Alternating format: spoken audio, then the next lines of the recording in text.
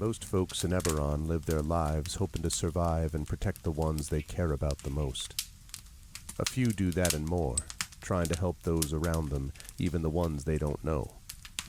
But only one group does all that when no one else can. The King's Citadel. The ones who do the job no one else can do. Eberron, the Shield. A star-forged aegis whose strength lies in their shield, their armor, and their will to keep the Citadel and its mission safe. Merime, the Sword. A Kalashtar bard whose dreams have grown more troubled, the sight of her future grown more dim, but whose skill in battle, wisdom in counsel, and love for her sister and the Citadel has grown even stronger. Tantan, the Brain. A dragon-marked human artificer whose jovial demeanor conceals a deep curiosity, razor-sharp intellect, and long memory, with knowledge of what he did for the last war, and what he can or must do for the next one. Nisiana, the Heart. A dragon-marked halfling healer whose love for her sister is matched only by her desire to help and heal the members of the Citadel, even as the threats they face grow stronger and stranger, and even if she herself can't know where the next path might lead. Rowan, the Wild Card. A human wild magic sorcerer who's played a dangerous game for most of his life. Now he's gone all in to save his friends. But will he have the chips to pay if his bet is called? These 5 elite operatives came together to aid the salvage outpost of Salvation, where the Grey hovers nearby, a threat and a promise.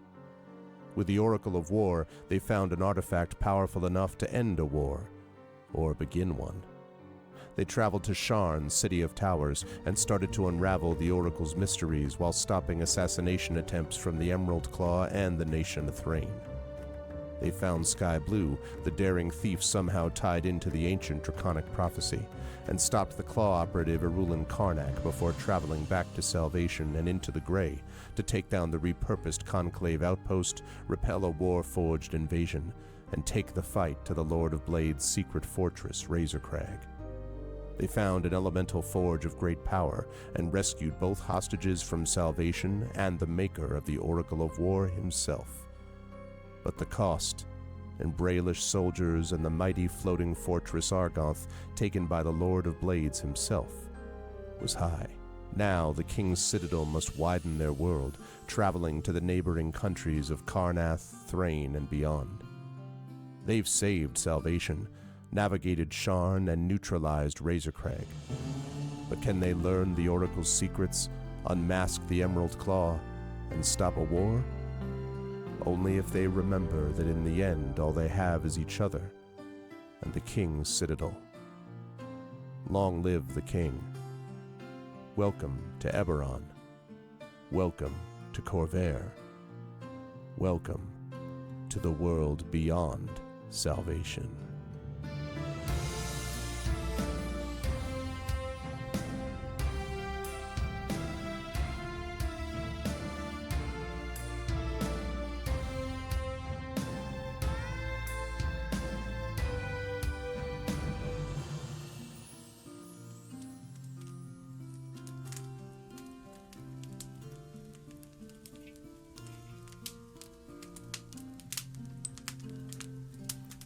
And as always, we are introduced to the land of Eberron through the power of that soundtrack.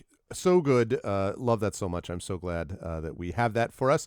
And I am so glad that we are here. It is, welcome everybody. Welcome Argonauts to a Saturday stream. It is September 28th, 2024, in the year of our Lord, Anno Domini, etc. And it is my great pleasure to welcome you all to day 61 of D&D with INB. It is Dungeons & Dragons with Infinity and Beyond. This is Eberron, Oracle of War. This is Stonefire, Part 4. And this is the last adventure of Season 4 of the Tale. We are closing in on Season 5, which will be the next to last season of all of this campaign. So very excited about this, and I have a plan in place. We have a plan in place depending on how everything goes for some pretty exciting things down the line. So that is going to be pretty cool. But before we get started, a couple of quick notes here. Want to get rolling as fast as we can. If you have not already done so, please follow the channel. Please check out our YouTube as well with !ArvTube. We are broadcasting over there right now. And if you're watching us over there, welcome. Please consider joining us. Our numbers continue to go up there. We are at a new high of subscribers. So every time you subscribe, which is free for you to do, that really helps us out. So let's continue to push forward with the YouTube subscriptions, and also consider subscribing to us over on Twitch as well, but more about that in a moment. !ArvCord is the Discord channel. You can hang out with the Arvanauts in between streams. Twitter is !ArvTweets. Blue Sky, !ArvSky. TikTok, !ArvTalk. Website, arvaneleron.com. And don't forget to check out Hearthglow, which is the page, the podcast, I should say, dealing with the adventure in between part 2 of Night of the Forbidden Library, which is Return to the Forbidden Library, and part 3, which is Beyond the Forbidden Library. We just had a long recording of that last night at the Klein Memorial Auditorium in Bridgeport, Connecticut. Went super, super well, and Triffid is going to be working on that fairly soon, so we're going to have 3 more of those things coming up over the next few weeks, which is going to be great, and we are moving ahead, as I think we're moving into at least halfway. We might be like 60% of the way through on that. It's really going through. That has been a really lot of fun, so definitely check that out over there and on the YouTube playlist of the same name. Also, Gen GMs, my show that I do on DM and GM tips with Zach Clay. Please keep a lookout for more short and long videos coming from us very soon as well. On the financial front, !ArvTreon is the Patreon, sitting at 14 patrons, 100 per month. We're really trying to push that number up because that is the financial backbone of the channel. Cool stuff for you and cool stuff for everyone else as well. !Arv Shop. I am actually repping the Eberron Oracle of War Infinity and Beyond shirt for this campaign right now as we speak. You can get that cool swag for you and stuff to support the channel as well. You can also get, by supporting the Patreon, I should have mentioned, inspirations to help our players. You can also get that if you support at a high enough tier, if you subscribe at a high enough tier, to get those inspirations as well. So please consider doing that, because those get used all throughout the course of the month for any of our tabletop campaigns. So please consider doing that, because that definitely helps us out and helps you as well. Plus, you get those custom sub badges and emotes to use here, there, and everywhere across Twitch. !Icarus is my graphic novel from Athos Arts. !Library, my tales and tomes from the Forbidden Library. That's my 5e adventure and sourcebook from Alligator Alley Entertainment. And Greyshade is my Greyshade IP. Greyshade, Renegade, and Heretic, the 3 books of the Grey Assassin trilogy, are available from Athos Arts at that link right now. You can also get the audiobook from our very own Trent Sparks, about whom more in a moment. That you can get as well at that link, and you can pre-order the tabletop role-playing game of Greyshade, being published by Alligator Alley Entertainment and designed by Brandon O'Brien, also about whom more in a moment. That'll be out towards the end of this year, beginning of next year, so please do pre-order that. It is going to be great. The adventure is now pretty much complete except for edits, so we are very happily moving ahead. I'm super excited for it. It's going to be really, really awesome when it comes out. And as always, !BLM, Black Lives Matter, important to affirm and assert the significance and importance of Black lives.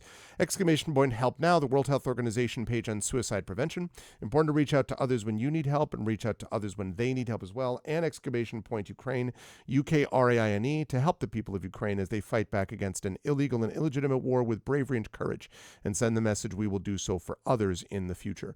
One quick note that we have to make as well, which is super important, is that we've got our stream going on tonight. We'll be off Sunday and Monday. We'll be off Sunday and Monday. And then on Tuesday, I will be back with the amazing Tari tunes for Beowulf Age of Heroes. And that is going to be the first day of October. So actually, this is the last tabletop game of this. So it's going to be pretty cool. The Expedition beta version, yeah. It's going to be, yes. It's going to be awesome. Do you mean that in reference to Greyshade, Prince Justin, or do you mean that in reference to Expedition? Because I should say we are going to have Expedition coming back. We have some changes coming, but we are going to be making some changes in that, but it is on the way back as well. Plus, that Star Wars campaign Don't forget about that. Expedition, yeah. There's more that's going to be coming down that line with more stuff relating to Expedition. So that is going to be happening very soon indeed. I am super excited about that. So yes.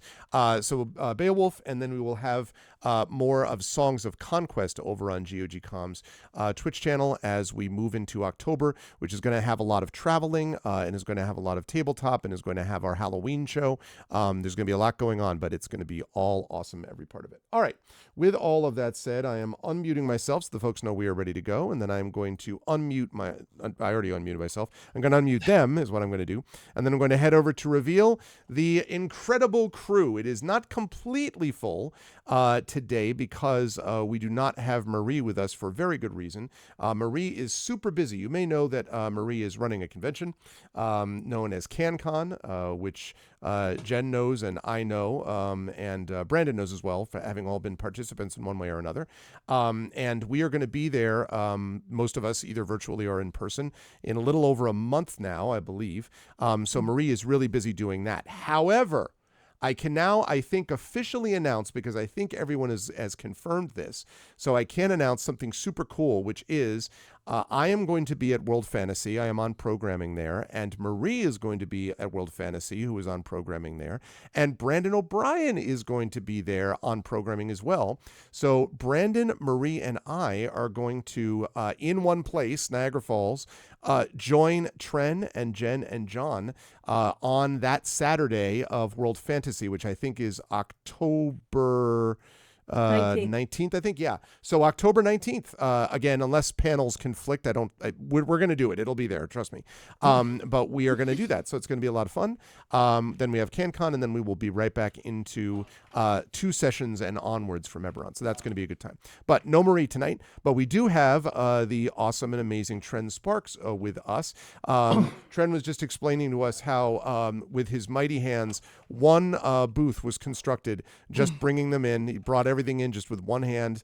Fortunately, it was all constructed out of styrofoam, so it was really easy. And that's how that went, right, Tren? That's pretty much accurate, I think. That's exactly right, which is why I've taken the drinking mouthwash. We're sponsored tonight by Dr. Tishner's. Oh man. Yeah, in fact, was not quite as easy as that. But you do have a booth now. It exists. It's in your house, right? It's in the gaming room where we played D&D. And for the last 8.5, 9 years, when I walk down the hallway, I can see through what would be the living room, but I call the theater because that's where like the projector and the couch and all that stuff should be. I can see through there, through the other opening in the room, out into the backyard. But now that's where my booth is, so it's blocking most of that doorway.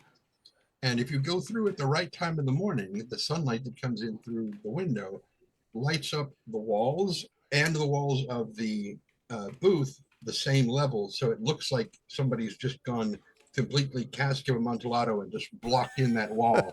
And I was like, where'd the backyard go? Yeah, I was gonna say, and you should put some bells in there, just something like that. And it's just there was this moment of panic, and it still happens because I forget that it's there because I'm not used to using it. But since I put it in there and my production microphone and all that stuff is going in there, I no longer have this. My portable sound booth is not here next to my desk, so I can see directly to my bedroom door. Yeah. So every time I walk in, I'm like, oh, what? Something's not right. Right. No, that's right. I'm gonna have an awesome. I could have a regular sleep schedule and a regular consistent. Oh man, that's gonna be great. I'm so excited for you, Trent. I really am. It's gonna be really awesome. And my housemate, if he wants to get my attention, and I've got my headphones on, doesn't have to walk in and stomp to get my attention. Cool. And I can see him walk in the door. It's amazing. So it's good. So I'm excited for you about that. How's everything else? And who are you playing tonight? I should have asked that question. I'm playing. Okay. Tantin. Almost said that's Weller. True. No, not Weller. and not Fifely. I've been talking about those two characters with another D&D group, Okay. and so they're fresh in my brain. Gotcha.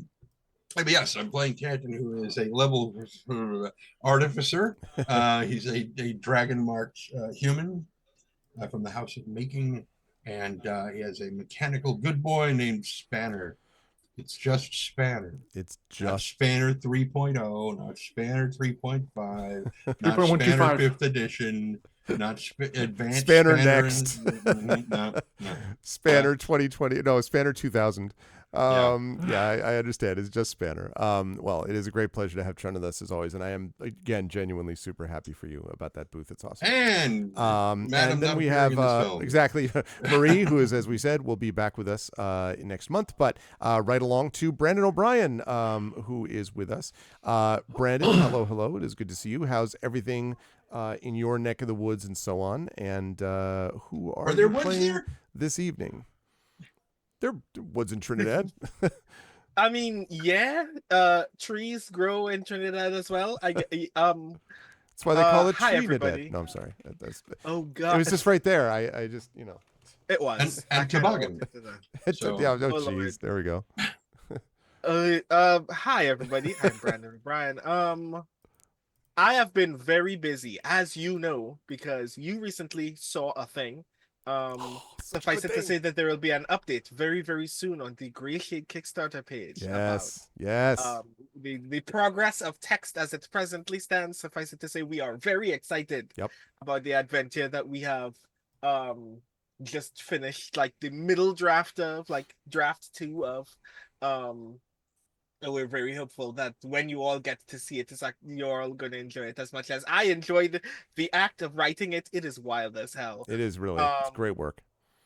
World building is 95% complete. The book is on its way, folks. We just need to talk to Alligator Alley, get all of the cross all our T's and dot all our I's, as the folks say, and then very, very soon it will all be in your hands.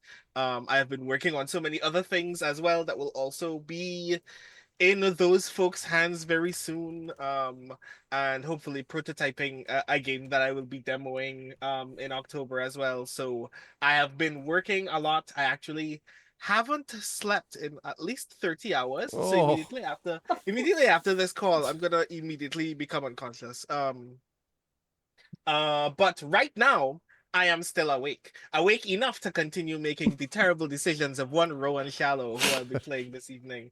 So if Rowan's magic gun just goes off, you know that it's not Rowan's fault this time. This time it's all my fault. His character is slumped over his gun arm, Yeah. like just, Mm-hmm. You're just going to blame Tanton, you know that. Yeah, I mean, exactly. yes. Narratively, that is the thing that I will do.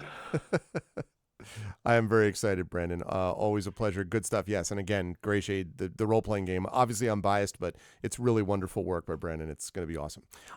Okay, moving right up to the person wearing that awesome shirt. It's my great pleasure to welcome Jennifer Brozek in. That's an awesome shirt, Jen. So first of all, where'd you get said shirt? Secondly, how's everything going? And thirdly, who are you playing tonight? I honestly don't remember where I got the shirt.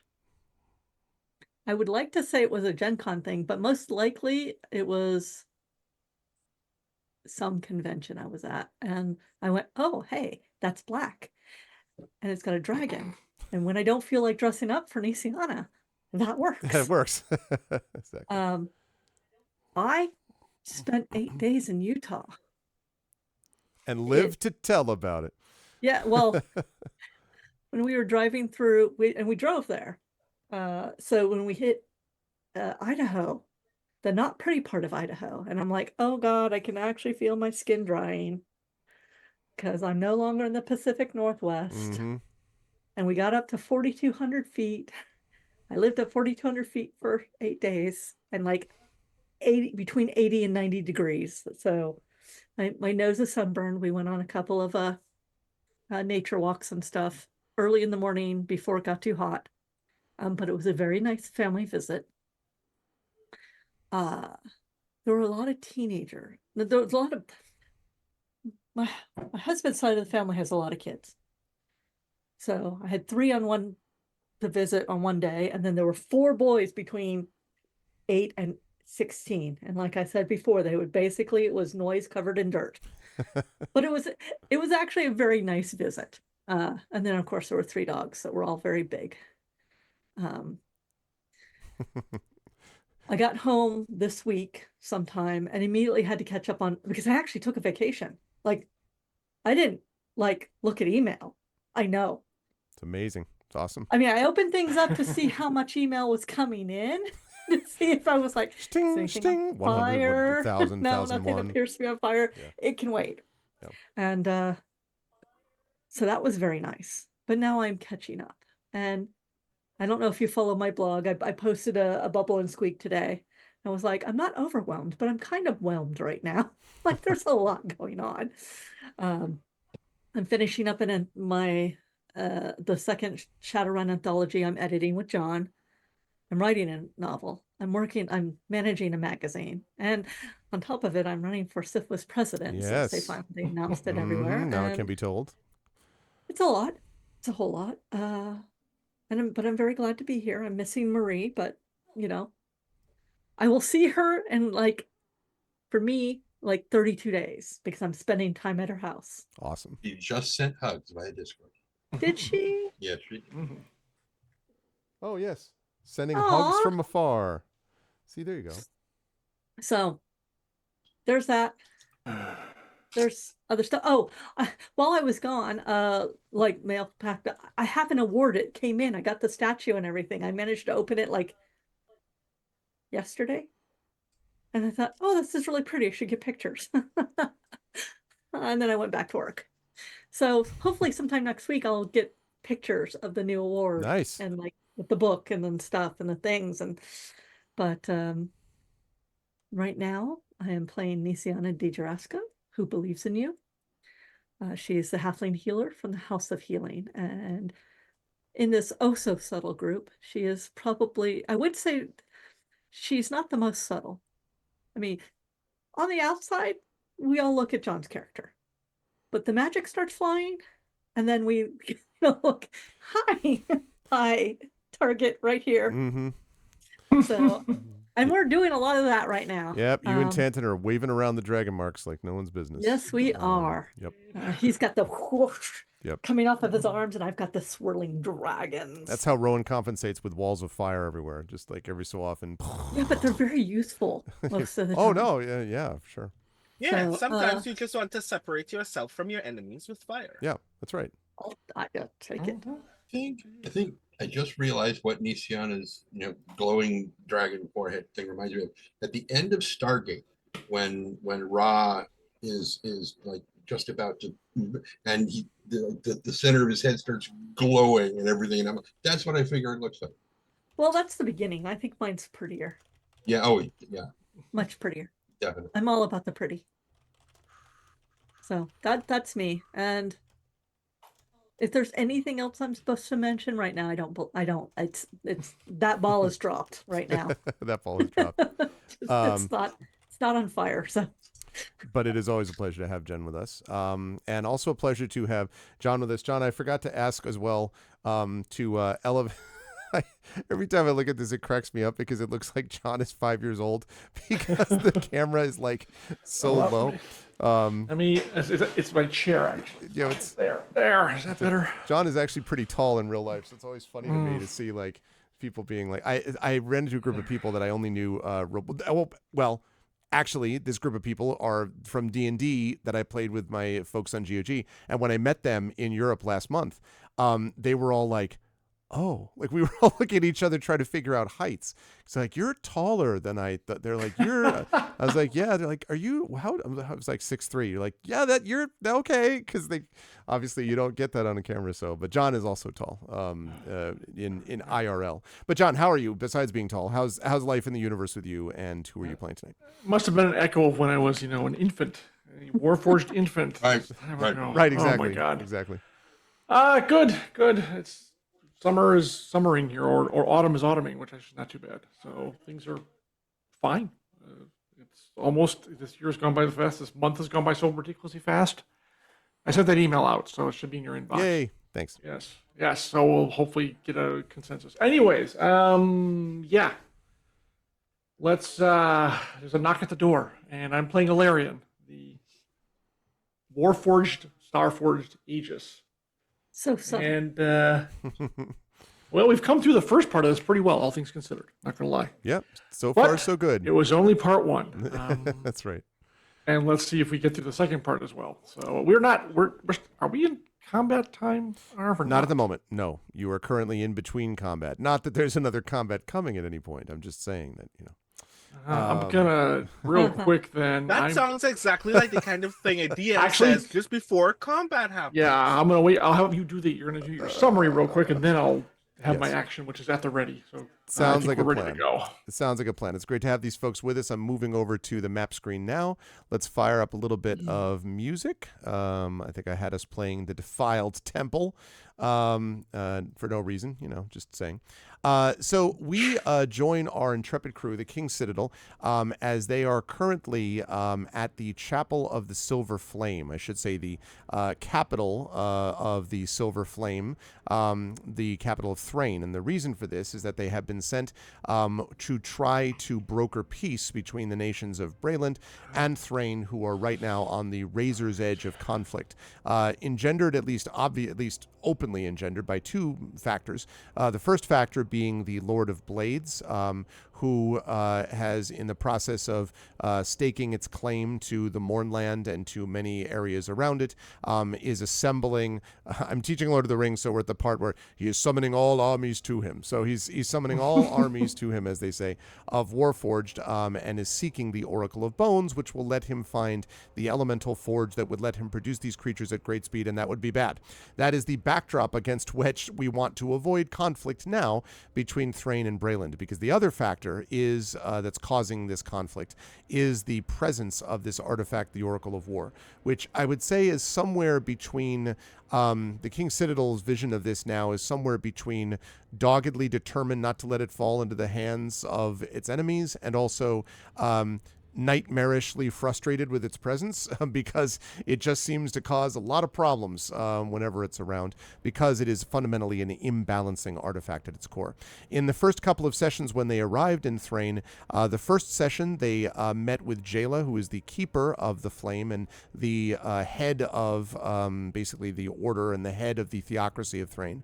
And then something bad happened, which is that a character who is one of the members of the Undying Court, showed up in what looked like projection form and basically explained that she was swearing vengeance against the party, which, in fairness, did execute this person's partner and another member of the Undying Court in a previous adventure on the way here, though that was largely because that person had walked in, demanded the Oracle of War, the party said no, they got into a fight, and the next thing you know, this is what happens. Nonetheless, the Undying Court does not seem inclined to be understanding, and instead said that they would wreak vengeance upon not only them, but the nation of Brayland, at which point she uttered the word Stonefire, and all hell broke loose, because half of the people in this place, so it appears, all elves, are apparently unwittingly and unknowingly sleeper agents of the Undying Court.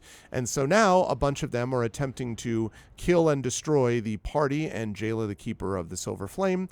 And that would be super bad, because even if the party itself never made it out, or even if it did make it out alive, then obviously people are going to go, wait, the keeper of the Silver Flame died? Wait, you were there with them? Isn't your nation at war with them?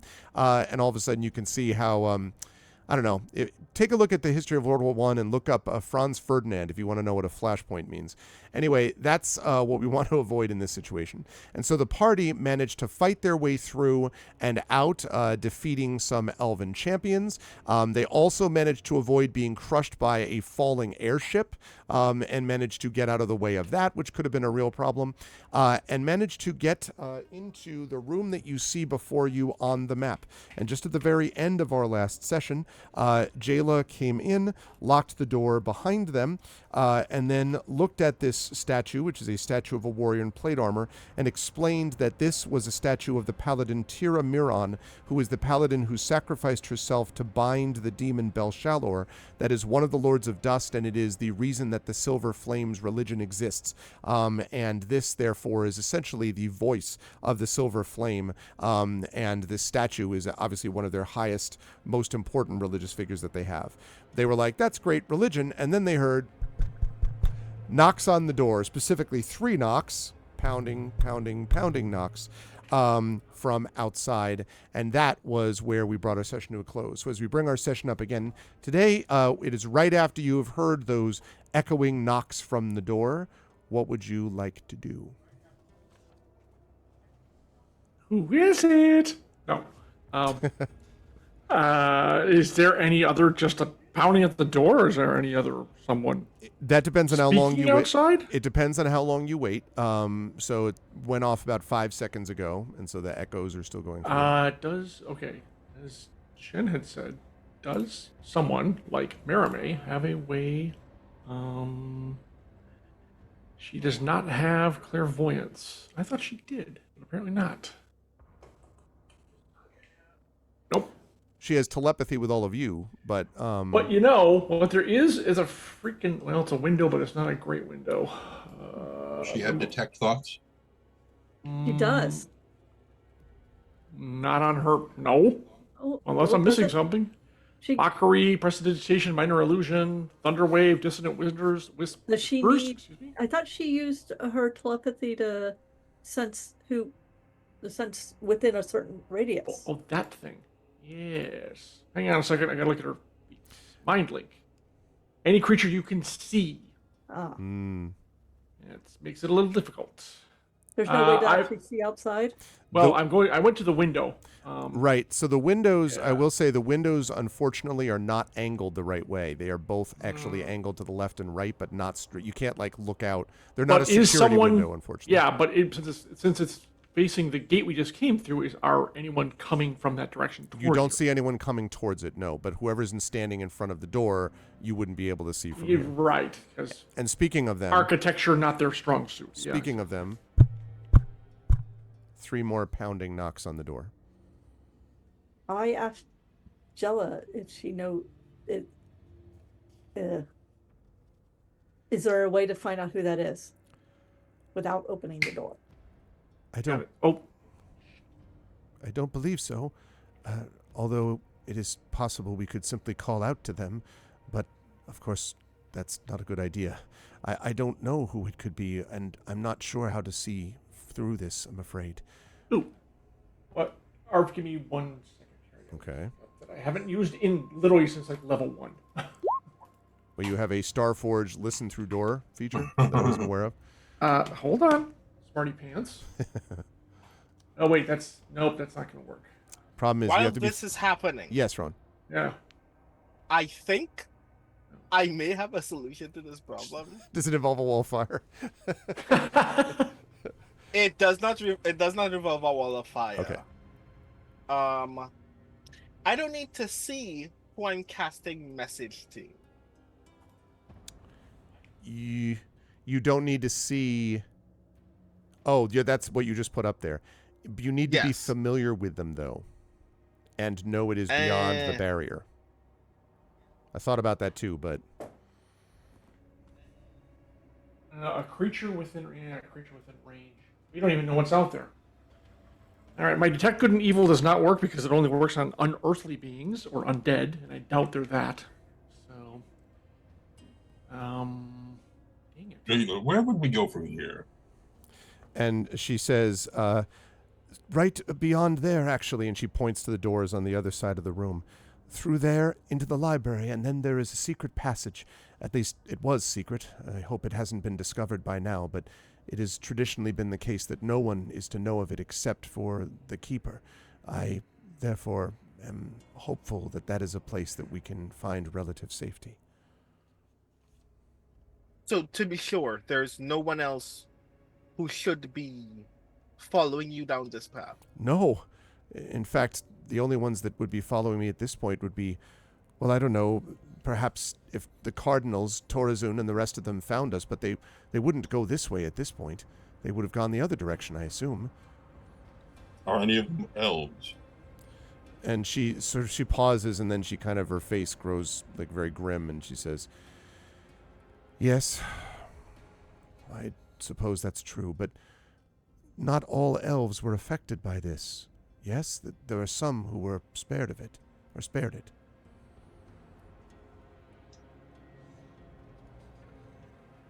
Well, by virtue of the fact that they were knocking rather than just pounding, it is a sentient person. So either it is a friend who needs help, or it is an enemy who would like us to open the door. We take our chances. It's also silent outside, by the way. There's no further knocking. Arv, would I agree that they were knocking on the door and not pounding on it? I mean, They there's actually a difference. They did pound, but it wasn't like, open in the name of, it wasn't like that. It was just, these are big doors, so it was like sort of 3 times each. Repounding. I draw my pistol and open the door. All right. Okay. You throw open the door to discover nothing. No one is there. Cool, we lost our chance. Close the door. I guess we should keep going then. And Jayla kind of looks at you and looks at the rest of you, and then, Arv, I moved to the other window. Okay. Do I see anything over here? you do not. Other than, some bodies, but like nothing. Well, yeah, nothing, yeah. So, yeah. So it doesn't look like from either of the windows like someone is walking away from us. It does not. Screw it, let's go. I've had enough Can I of this. look up first and see if there's a window or anything up? Well, what do you mean by the 2 windows that you see are the ones that I mentioned, Okay. that I mentioned right there. There are also, I should say, also on the walls are a few decorative murals, which seem to be telling the story of the statue. If you had to guess, it looks like they're murals of Tira Miran's sacrifice, because you can see demons and the battle of the Mostly, I Paladin. just wanted to make sure this wasn't like the Gyno Sphinx where they crashed through the. Doesn't this- look like it. You don't see anything at them. I mean, maybe they could, but you don't see anything there now. Well, then let's keep going. Okay. Arv, while we're doing this, I want to use my bracelet of Cure Light Wounds 1 time Okay. as we go. All right. Go ahead and let me know where we're at. D8 plus 5, is that correct? Correct. Go. I'll take it. That's 9 points. All Okay. right, so that puts me at 87. 87. Your Aegis is sitting at 22, or is that still relative to? No, that is correct. No, it's not relative. It's Okay. its own pool. It's 22. That's what I thought. Okay, cool. All right, that makes me All feel a right. little better. So now you come up to the door, and she comes up to it and bows in front of it, and she says, she sort of says just before she does this, I do not hear anything within. I would ask you to remain somewhat quiet as we go through. This is a place of some holiness, and noise would be noticed if there is anyone waiting for us. Greg, I stay within 5 feet of her at all times. Okay, yeah, and I think you had been doing that. Your aura of life is dropped down, though, right? I believe we said. Yes, actually it is. okay. It is dropped. Just want to make sure. Okay.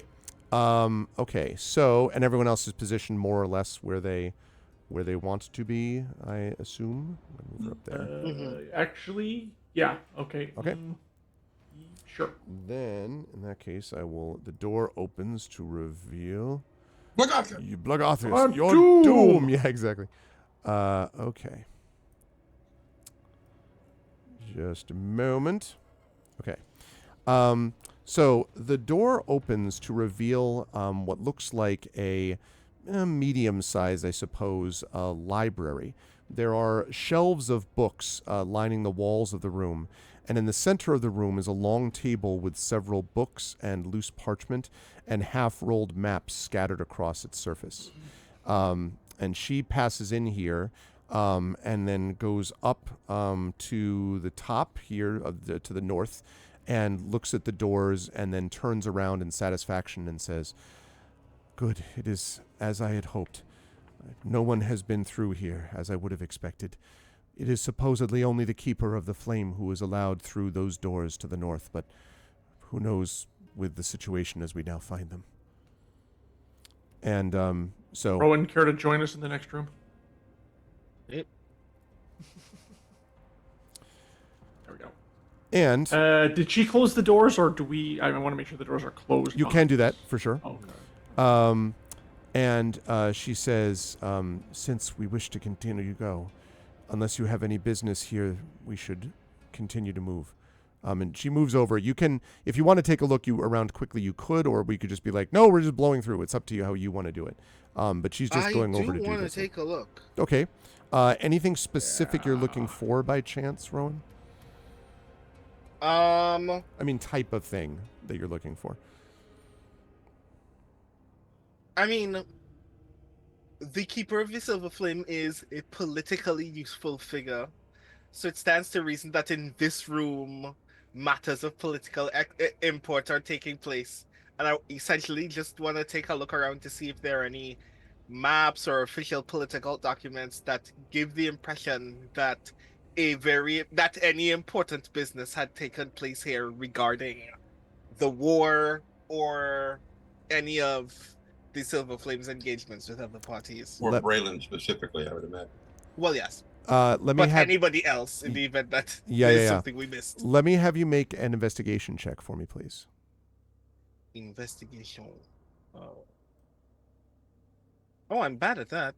Oh, pff. 5. You're like, I learned nothing. I believe there are books. You're like, where are we? No, it's not that bad. I will say though, He's like, oh, kindling, wall of fire. Yeah, yes, Ow! exactly. we need to stay warm. Okay.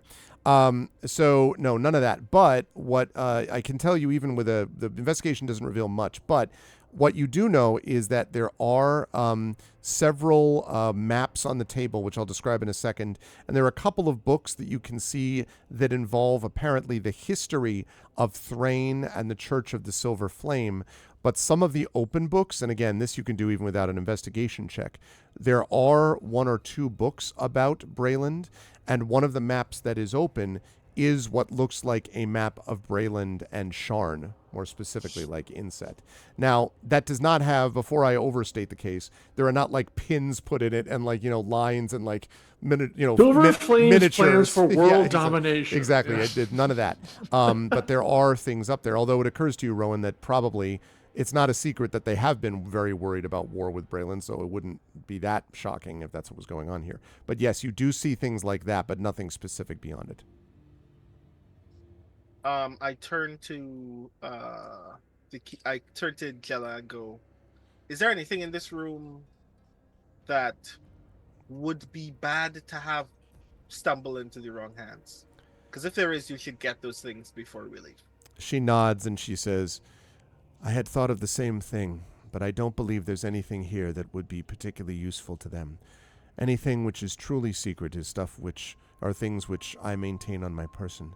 And more specifically, and she kind of taps her head, she says, I have been asked since I was a child to memorize all of the historical moments and religious rituals of the flame, and I know them all backwards and forwards. And you were aware, Rowan, for just a moment, that this 11-year-old is referencing when I was a child, right? So apparently a young I was just child. thinking that. I was thinking about Yeah. something like the Dalai Lama, right? It was like raised from birth to be a spiritual and religious leader in this particular case. Yeah. Kid, you do know you are still at the present moment a child. And she You know that, right? kind of turns away. She was reaching for a book on the wall over on the side, and she sort of hesitates, and she turns back to you, and she says, I am not allowed to be aware of that often. And I think you can make an insight check on this, Rowan. Yes, exactly. I good choice. definitely will. Mhm. Insight 14. Her tone is filled with sadness. That might be the way you would describe it. This seems like someone who had to grow up much earlier than anyone should be expected to. So in my deck of cards, Mm-hmm. I've redrawn the colored Joker to be me before I lost my arm, juggling 3 live bombs. Okay. And I just look at her for a bit and go, I think something just fell out of that book. And then I, like, with sleight of hand, I just slide out that Joker as if it's falling out of the book in front of her. Hmm. So she picks it up and she looks at it, and then she looks at you and she says, I see. Is there a message here for me? I mean, the message should have been a brief chuckle, but I guess we're gonna have to work on that long term in the future. And with not a single chuckle, she solemnly hands the card back to you. I have to say that she does not look angry. She's just sort of like, and she's just, Mm-hmm. and you wonder, Rowan, a little bit whether this is a person who has ever been allowed to laugh. Yeah. Well, Nisiana just sort of whispers to Rowan, time and a place.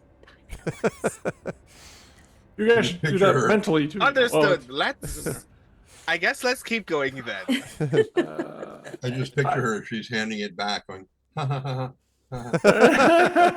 Well, That this would is be so much worse. while this is going on, I was trying to make sense of what exactly is going on or was going on the table. Like, what kind of meeting was this? Was it given my experience with, I don't know, war planning? Yeah, you don't see any pieces of like obvious like military like, things like that. But I mean, there are certainly Braylish's past campaigns and how their military operates. The books Yeah, on the table. Like, a lot of information about what? No, there's a lot of information. Actually, you know what?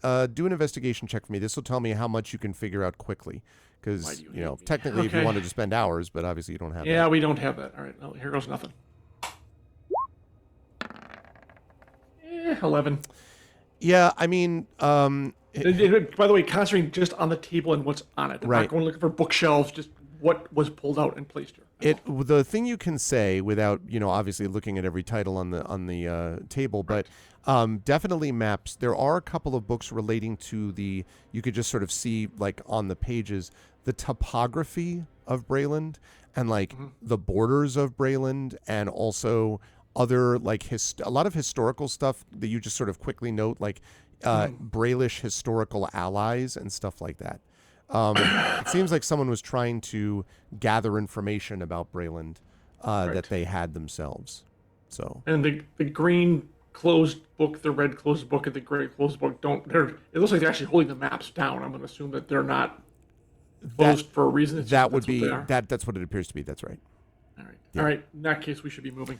And as you have all been sort of looking a little bit, she pulls several books from the shelf, and suddenly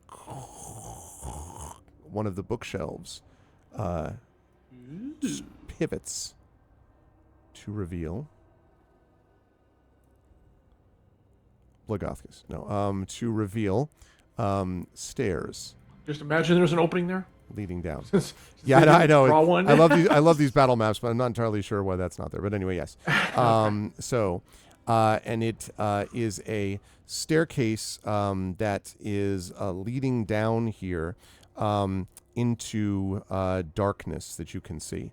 And even when the door is open, this room is very quiet. If you've ever been in a room, I used to love this, by the way, growing up as a kid. My dad had a lot of books, and so I would, and he had his study set up as like the shelves. You could like walk in the shelves, you know what I mean, and like walk among them. And I always used to love going there because it was so quiet. Because you could walk in there and it's just all the books, kind of keep us silent. That's very much what this feels like. And when the door opens to reveal the stairs, there is a rush of air from down below, and you can hear some distant, like the sound of movement, not creatures, but like definitely it's picking up on the rumbling of conflict outside that the library might have blocked out. And Jayla points at it and says, "This is our way." Hey, Lady Passion. I'm going to go down first to make sure that trust that hopefully it has not been disturbed or is not known, but I'm going to go down first and make sure that nothing untoward lies in wait for us. Okay. So I am sounds actually good. flying down the hallway. Okay. So I will not be touching the stairs. I was going to say, not a very tall hallway, be aware. So Yeah, I'll kind of lift my legs up a little bit. Yeah. Well, you're already hovering. Do you really need to fly? I've always counted that hovering and flying are two different things. Okay.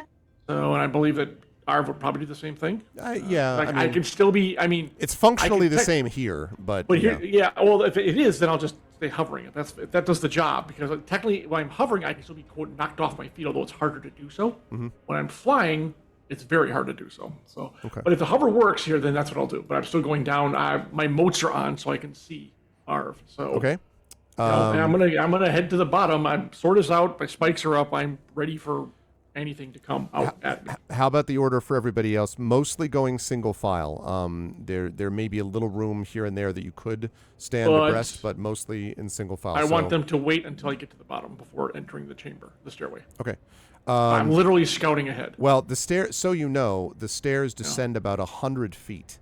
So that's a pretty long way. We'll go then. I'll go about 25 feet ahead of them. Okay, that's fine.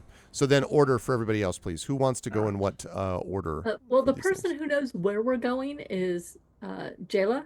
So right behind So- him, maybe behind Valerian. I'm just kind of debating whether or not I want to be in front of her or behind her. Yeah. Be in front of her. Okay. Me, you, Jayla.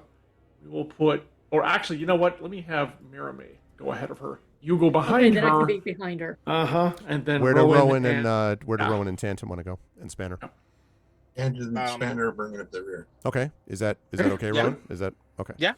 All right. Same thing I was thinking. All right. So I'm just gonna move you all in the rough, since I don't have room for everybody on the stairs right now. pack us in there. That's the basic idea. Okay. Spanner doesn't rough. Yes. Oh my god. That's true. Ah. Nice work. Leonardo DiCaprio meme of holding up the drink. Okay. So after you move down probably about 60 feet, I would say. So Larian, you're about the 60-foot mark. The others are about maybe, 35, 40 feet. Doesn't turn into the chambers where it's an open staircase. It's just a corridor with the walls. It becomes a straight down. slide, and no, it doesn't. Well, I was thinking, Fellowship of the Ring. Right, yeah, exactly. Yeah, The rest of the passage, though, not that, but the rest of the passage is filled with loose rubble, and there's a loud boom, which echoes from up above, and the walls shudder, and the ground quakes beneath your feet, and large cracks form along the ceiling and walls, and several pieces of rubble drop from the ceiling onto the piles already scattered along the floor. Still passable, but obviously the conflict going above is affecting stuff down here. we must move faster. That was one thing I was going to say. The other thing I wanted to note is just light source. So I know you can see, but how are you having everyone else see, including Jayla? Jayla offers to light the way, says that she has a way to do it, but it's up to you. I'm fine with her lighting the way. Unless it makes her a target. In which case, we can use something else. And then 25 feet ahead, you see my motes, which actually give off enough light to see by there. So you're following me, which isn't too hard. But amongst you, yeah, it's probably pretty dark. So. Okay, so that means there isn't. Okay, so she. Real quick, Arv, how wide is this passageway? It's about maybe 7 or 8 feet. That'll work. It's All not right. super wide. Okay. So This area that's cracked. I'm gonna stop here and brace my tower shield against the ceiling, and then get Mirame. Mirame's gonna take my place ahead. okay. By the time you there- get down to the bottom of the stairs, though, you Okay. won't be. It's taller than that. It would be maybe down there is maybe 20, 25 feet high. So you wouldn't. Well, be able I just want to lift get it out past there. this part that's cracked. That the Right. ceiling's That's fine. cracked, That's fine. yeah. Mm-hmm. All right. Mirame's gonna. Is there? And there's no light ahead. It's just black. That's right. Mirame have. Hold on a second. I gotta see something. She's got. I don't think she's Doesn't got her one. sword No. glow? It is second. what the hell is it? Good question. I can't remember. Although, you know what? I think she can do. Isn't sound or image of an object. Blah blah blah. Voice, drums. 1 second. Image Fixing cannot issue create with light. sun. Okay. Back in a second. Okay. Yep. That's fine. I gotta figure out. Okay. She cannot. Or minor illusion cannot cast light. Prestidigitation, is that the one? Magical trick. Shower of sparks, puff of wind. Yep, you can instantly light or snuff. Oh. Yeah, well, she doesn't carry that though. Trend is also gone. I thought he had light stones at some point. Or Rowan. Yeah. Hold on. Okay, either of you guys have a light spell? Grab a chunk. Do 'Cause I? I know that Kalistars do not have. Oh, I have the like cantrip. Oh wait, so do Ah, I. well, they're. All right, look, you two. Oops.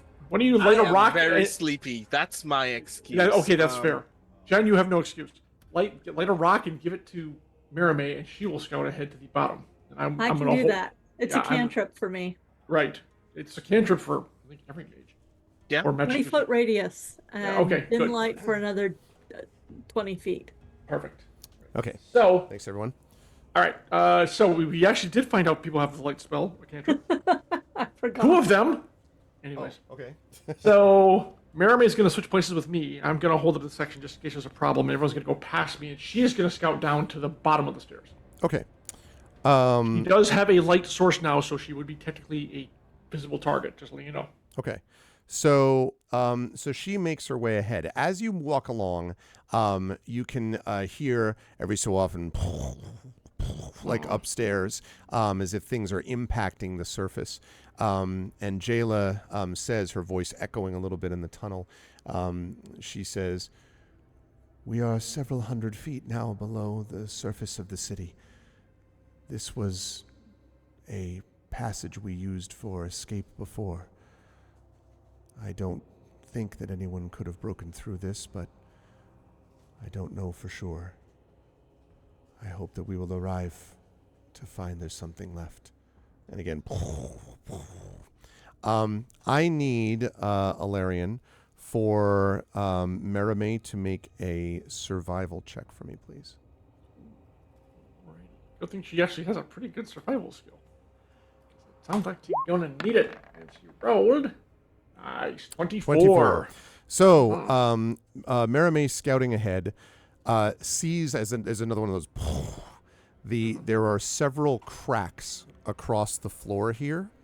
And as she kind of walks up just to the edge and kind of looks at it, your guess is, or her guess, I should say, this definitely is a more unstable area of floor. But the, not that the floor would collapse, but rather that maybe the walls and ceiling. So you're in an unstable mine shaft or the equivalent of it. So how do you want to proceed? Well, she will let everyone know through the mind link that, yeah, not good. Basically what you said. There's more cracks in the ceiling here and the floor now. So her guesstimate, which I will certainly back up, is that we need to get out of here quickly. I'll agree.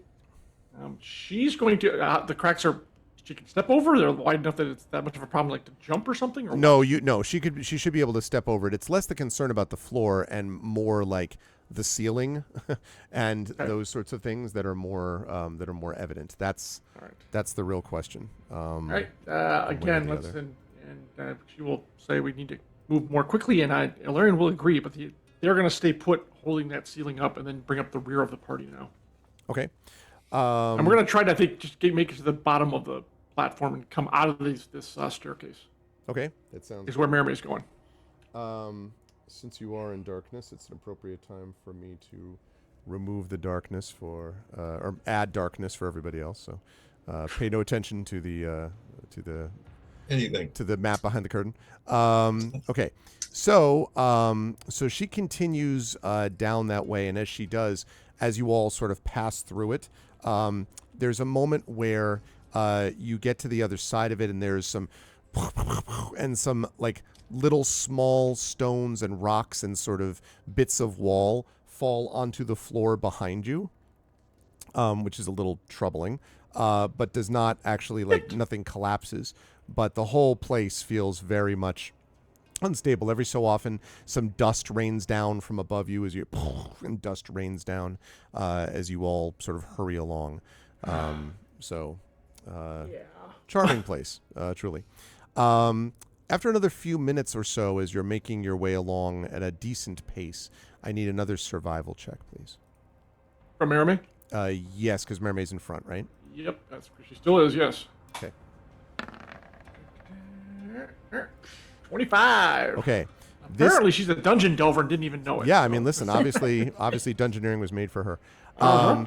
So once again, there are cracks in the floor and in the ceiling, and again, more rubble. The noise here sounds a little bit, or the explosions, I should say, sound a little bit closer to you than they did before, to Mermaid than they did before. That's not good. But I don't mean that to mean that they're like right next to you. It's just that you might be gradually making your way towards the surface, which means you are definitionally moving closer to where the explosions are happening. Wait, we're going down, right? You went down. You are now, having gone down in this tunnel underneath the ground, it might be slightly going back up again. It would be slowly sloping, though. It's not obviously moving up. Okay. All right. Okay.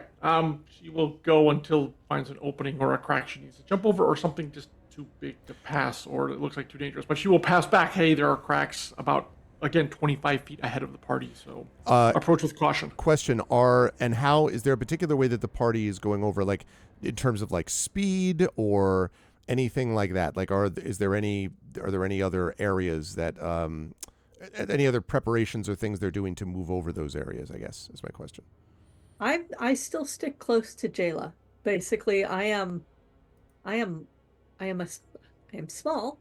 Therefore, if I necessary can be by her side, if I can have a hold of her hand, if she'll do it, I am basically, if anything happens, floors fall, ceilings fall, I'm right there. That is the one thing that I am doing. I'm also very light, and Okay. she's an 11-year-old girl, so the two of us together probably don't weigh that much. Yeah, so about that. Yeah. So, Valerian's gonna retract the shield. Okay. And going to weave it in between people until he reaches both. Jella, is that her name? Jayla. Jilla. Jayla. By the end of this And- adventure, we'll all know her. As I had to Jello. write it out It is phonetically. all. It is all. It's all Trent's fault. He started this last time. Yep.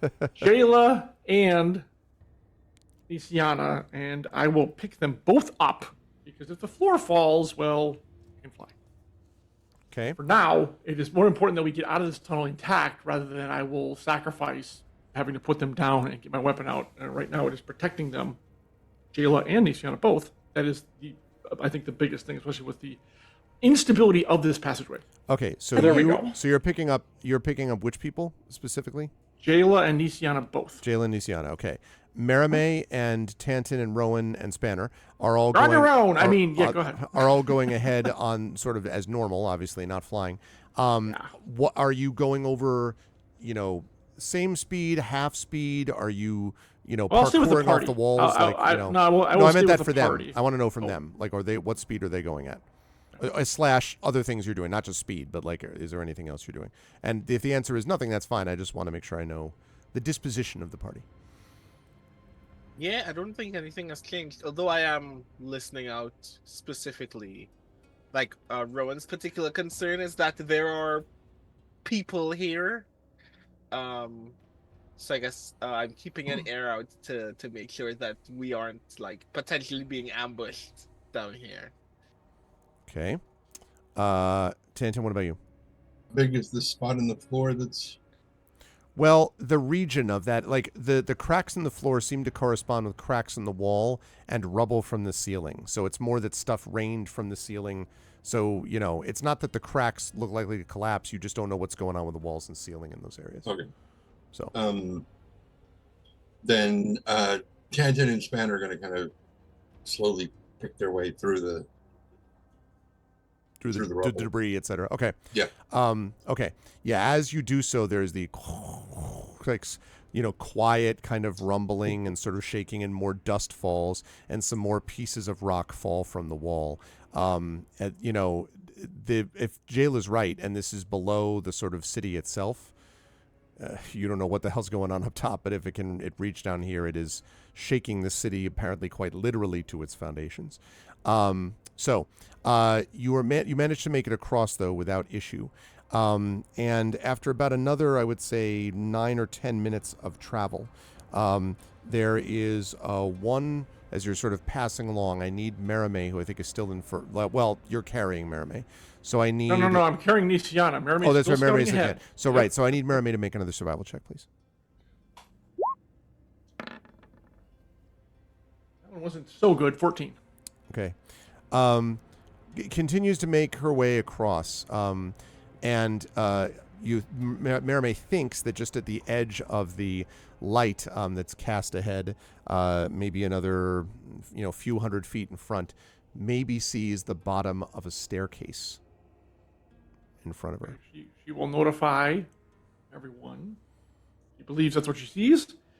Well, cautiously, she'll slow to half speed now and cautiously approach. Okay.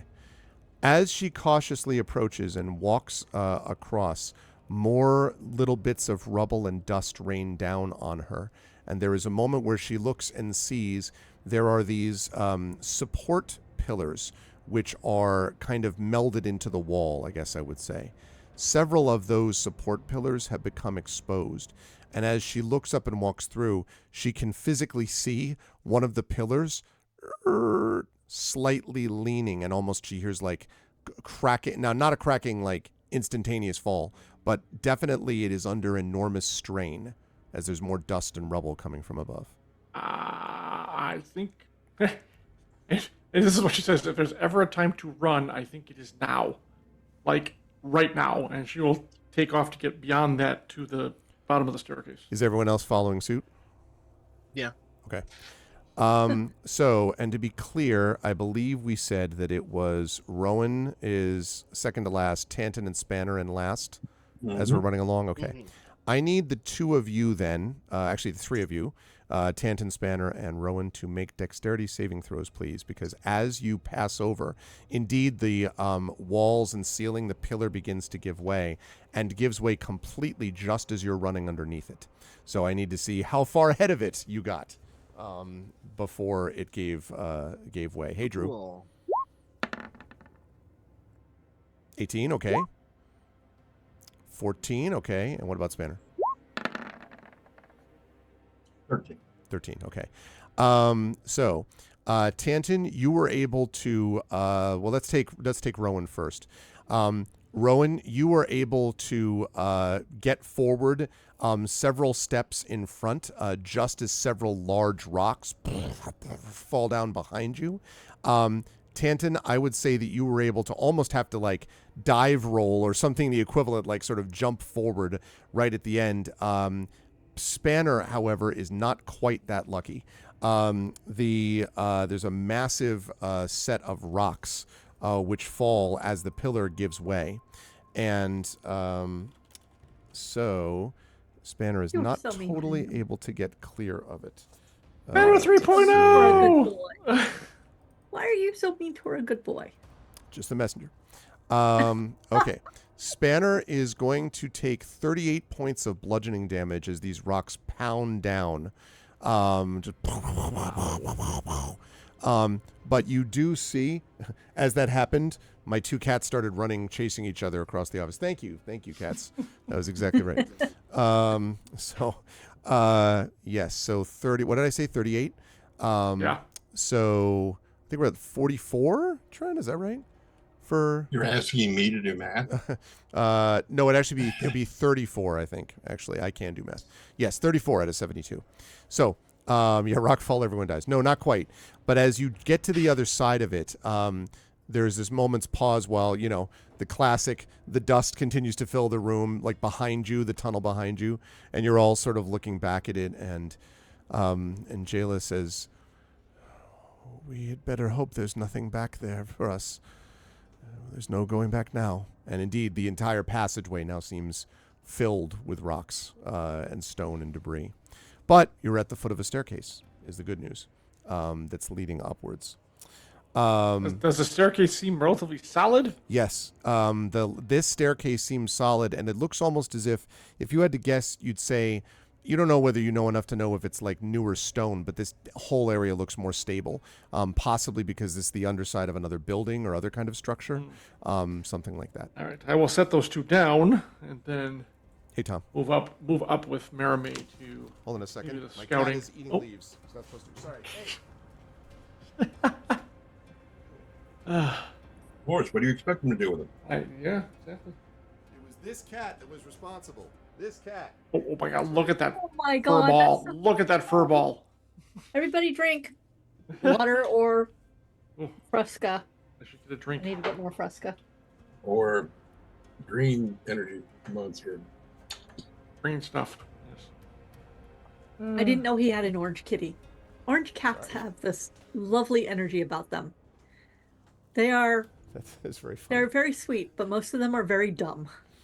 Lovely plant eating energy apparently. I thought one of you was wrinkling something you were eating or something, because I heard this like I'm like, what is that going? And then I look over and there he is like gnawing on my plant. Like, hey, get off the freaking. So anyway, He sorry. found the brain cell just long enough to start eating the plant. Yeah, he's like, this is a great idea. I'm like, no, it's not a great idea. Anyway, sorry. So yes, so you put them down, and then what, Alarian? Like I said, I'd go to advance to back up Maramay as we start ascending the stairs. Okay. I actually want to load my heavy crossbow, so it's ready to fire over her head. Okay. Is anyone else Why making not? any other additional preparations? Sticking close to Jayla and ask her what's at the head. She says, "This will have let us out of that main complex. If all goes well, this should bring us to the city's south bridge. At least, that's where the passages were reputed to go. I have only been taken down here 2 or 3 times, and the last was some years ago." Once we get there, what is it that you want us to do? My hope by that point is that the rest of my people, the guard captain among them, will have rallied to us. At that point, they may be able to get us to airships, which will get us from the city. By the way, this whole conversation is mental because she Okay. isn't a link. Do they have code words or anything like that that we need to tell them so they don't like cut us down? No, at least they should recognize me. Of course, now that we have other code words, I'm not sure what that's going to do to the people who are there. But at least at this point, it's hard to imagine they would all have been able to keep things secret. I imagine they have revealed themselves now. Okay, well, we'll see what we see. At the top of the stairs, which goes up a good distance, there is a small, I would say maybe possibly 5 foot high. It's pretty narrow, pretty short, I should say, not too tall, and fairly narrow area that looks almost like just part of the stonework, but seems very obviously that it is a concealed door of some kind. And when she comes up to it, Jayla breathes several words, almost like a prayer, into the wall, and sure enough, the door opens and brings us to a new map. Let me just grab all of you. Actually, you might just be able to bring yourselves. Let me just grab her though, because Yeah. that's easier than. Okay, and here we go. Okay, so Why is it so right fuzzy? here.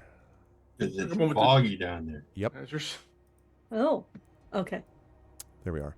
Oh, I'm okay. gonna zoom in a little bit. First, I thought you were referring to her. I'm like, wait, what? And then I like how Spanner is like a mouse compared to you. Blah! Huge! I'm big. I'm big.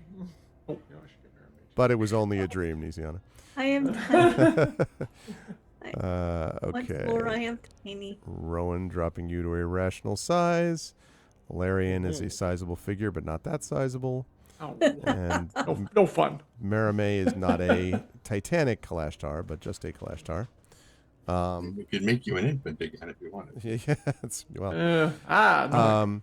Oh, boy, no. As you emerge from this kind of small fortified structure, you can see that there are piles of smoking rubble that are littering the floor.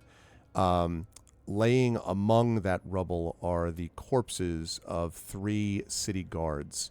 You can see them face down, their weapons sort of broken beneath them. However, they are not the only people within this room, because also standing in front of you are the following. There are, hold on as I bring in a few people.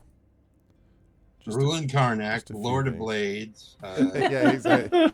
Big Mo, and Darth Vader. Yeah, they're all Darth there. Vader. And the Rakshasa, sure, we'll throw him in there. Thank you. That's God damn it. Let's see. Yeah, exactly. All the greatest hits. All the worst people you've ever run into. That's kind of a lot.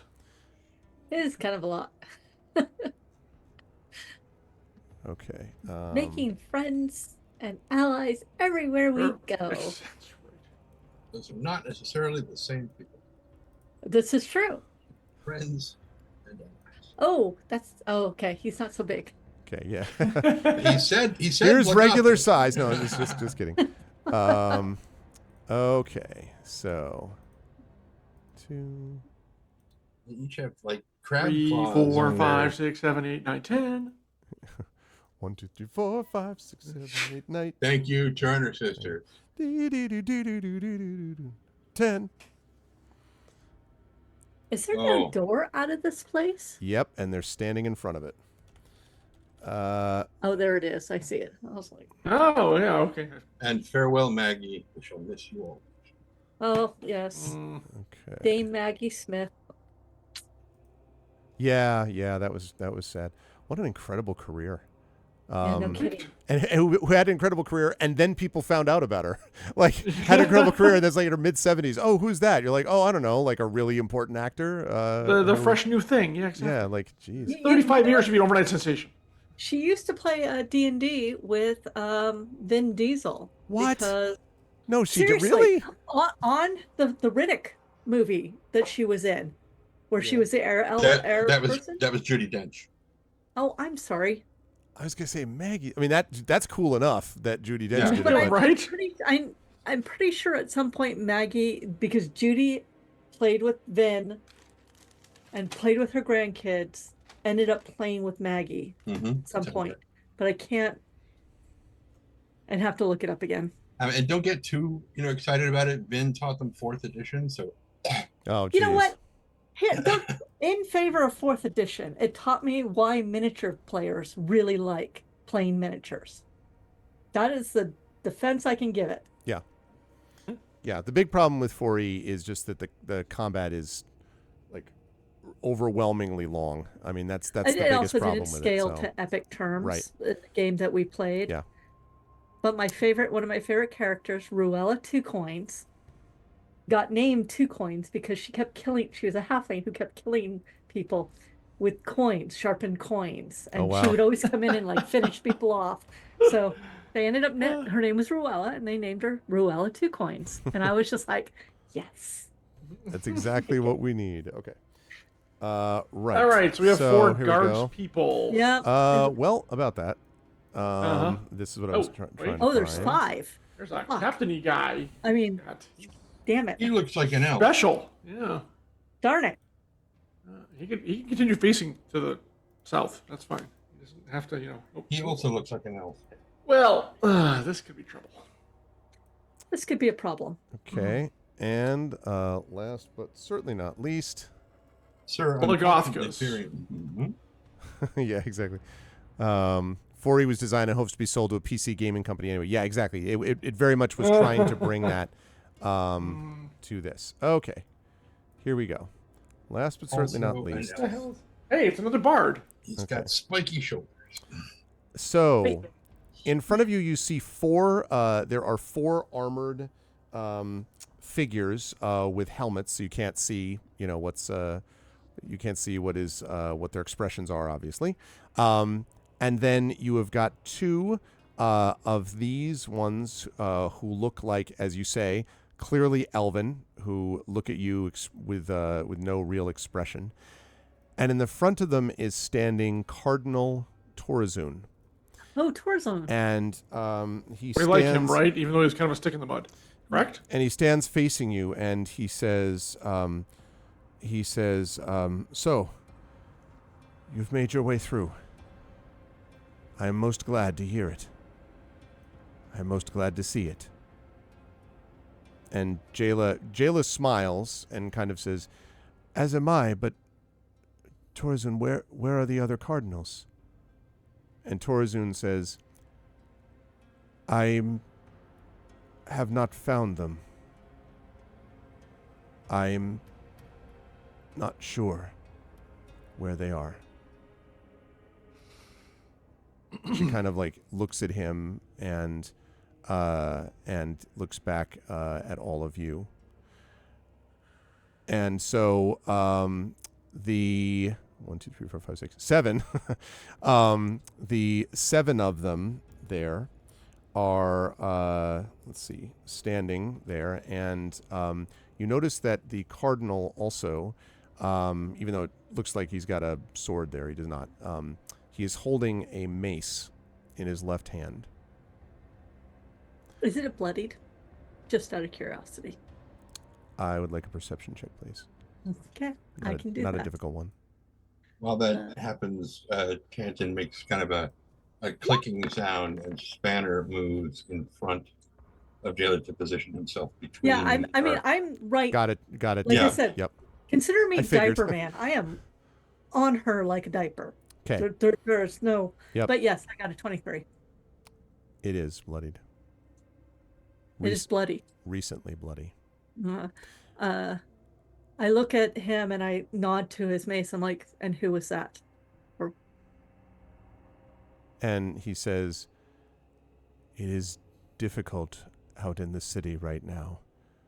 You can hear that for yourselves. And you can hear this, outside. Tanton, like his grip is tightening on his crossbow and it's starting to come up. And he's like, that does not answer her question. And I would like from you, give me an insight check there, Tanton.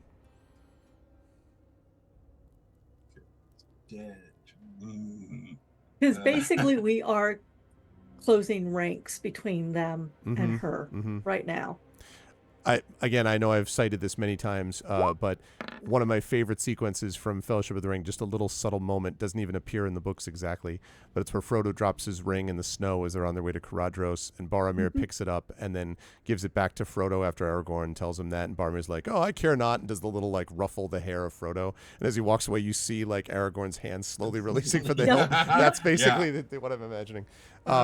Yeah, Tanton, this does not sound the way that Torazun sounded back in the room. You mentioned like Alarian said he was kind of a stick in the mud. Definitely that was the case. This is more than stick in the mud. This is like something is not right. And he sort of like kind of like he doesn't step forward, but he sort of raises his arm slightly and he says, it's time for you to rest, Keeper. And Jayla kind of stares at him, and then she says, Torazun, you can't possibly... Now, I am going to ask everyone to make perception rolls for me, except Tanton. Tanton doesn't need to make this roll. Say, if I hear a single spell syllable or a single thing that I don't like, I'm putting an arrow in his mouth. Yeah.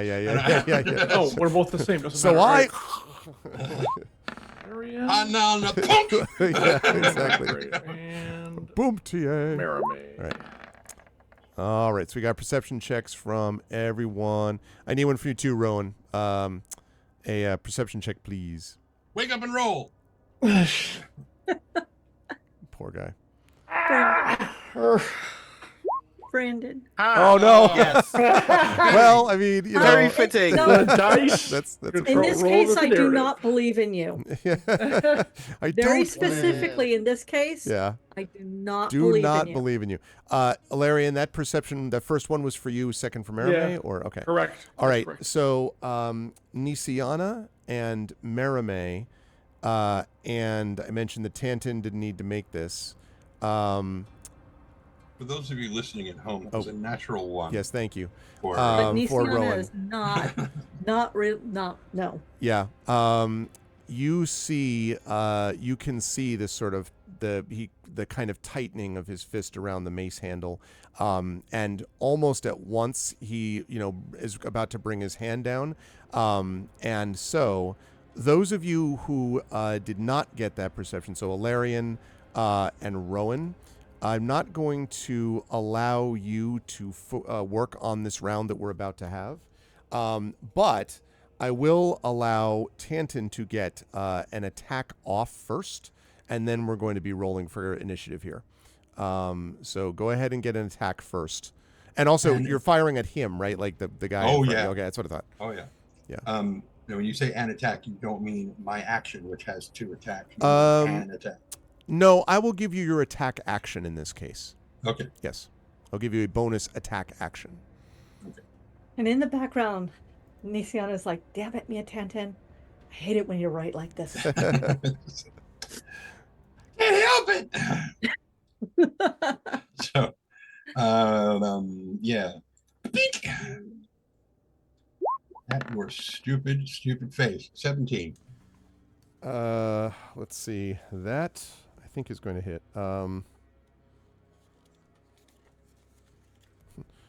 Hold on. Loading. Loading info.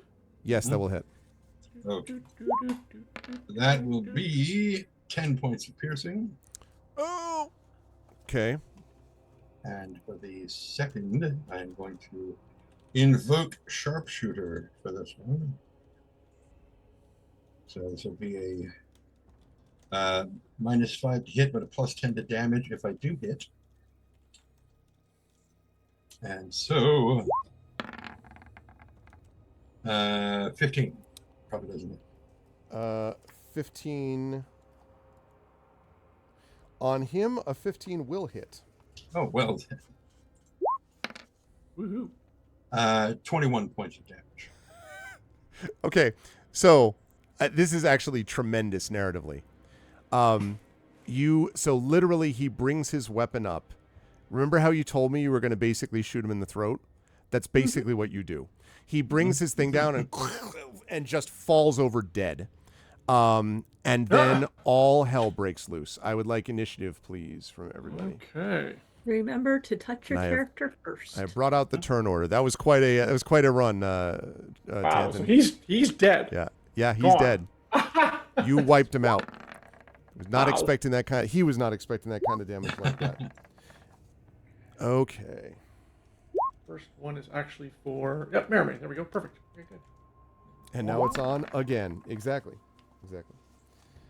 Okay, so Damn it.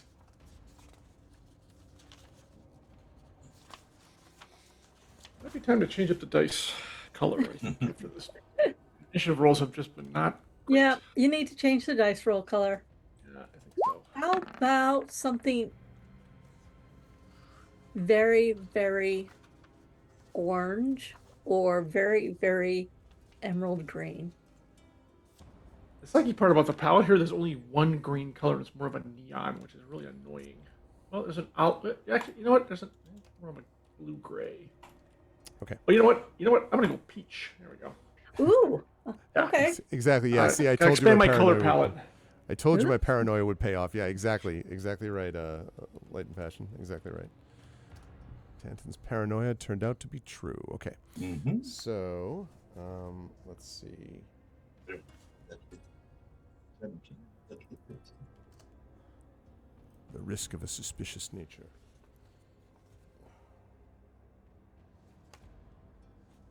Okay. Right. Okay. So we have right here. No. Okay. No, what's going on? Wait a minute. Hey.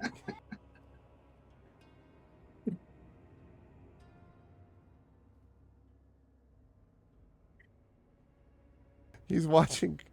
He's so cute. He's watching Cars 3 after I watched Cars 2, and something apparently has cracked him up. Oh, he was laughing. Yeah. No, that was him laughing.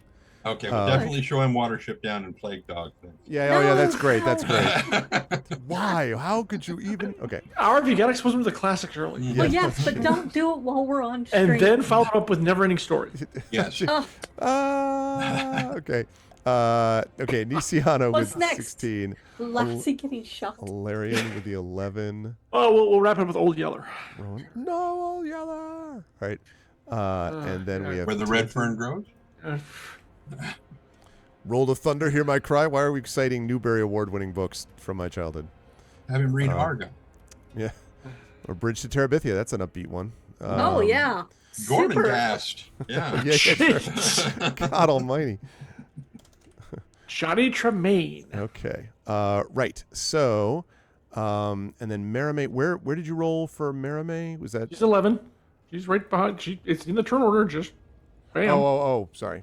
I was looking at the wrong. I don't know what you were doing, pal, but yeah. Well, in the turn order. Oh, okay. It's doing that thing. That's weird. It looks right to me. I know it looks fine to me. Rowan at a 7. I have a couple that were extra for some reason, and I don't know why. Because Nisiana had a 6. You had a 16, right, Nisiana? That is correct. All right. And Alarian. Once I am not sad at going first. And Alarian, you had a 6. Yep. Dead last. I'm going to get beat on. I can already tell. Yeah, it looks like it didn't clear the last. Yeah. I know, but I didn't see it this time, though. Like, normally you can see if that's the case, and it looked like it was blank to begin with, and it, it did not do so. He lied to you. It was like, you will do what I say. And in that case, it means do something wrong. All right, so 16. We have got Tanton with the 15, and Spanner with the slightly less 15. Because he always goes right after me. Yep. Yeah, and then... Okay. How do you make it do the point? When you click on, you got your character sheet open, and up at the top where it's got the, no, not that. Where is it? Damn, where is it? Oh yeah, okay. Right where you've got core, bio, and spells. Yeah. Click on that cogwheel. Uh-huh. And in the center column, you'll see all of your strength, dexterity, blah, blah, blah. One of them is a radio button for add dex modifier tiebreaker to initiative. That will take whatever your dex modifier is, like +5 or whatever, and it adds that to the thing. So, yeah. And it struck me that I promised you all a 5-minute break, and let me give you a 5-minute break. So just before we do this combat. So you are watching Infinity and Beyond, Eberron Oracle of War. This is Stonefire, Part 4, and this is a combat that's about to commence, although with one less person who's lying dead on the floor with a crossbow bonus roll. If you are liking what you see, please make sure to follow us and support the channel in multiple ways, and we will be right back with Tren Sparks, with John Helfers, with Jennifer Brozek, and with Brandon O'Brien in 5 minutes. Hang tight and get ready for a combat on the other side. We'll be right back.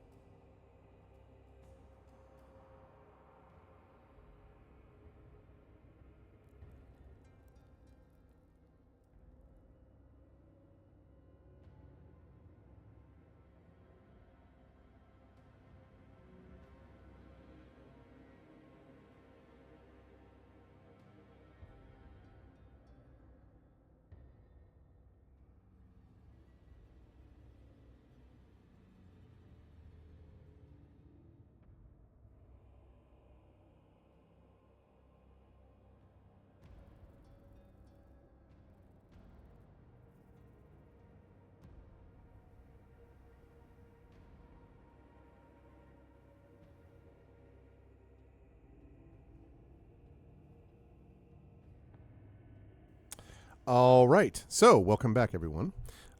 We are ready to go as things are apparently about to get real.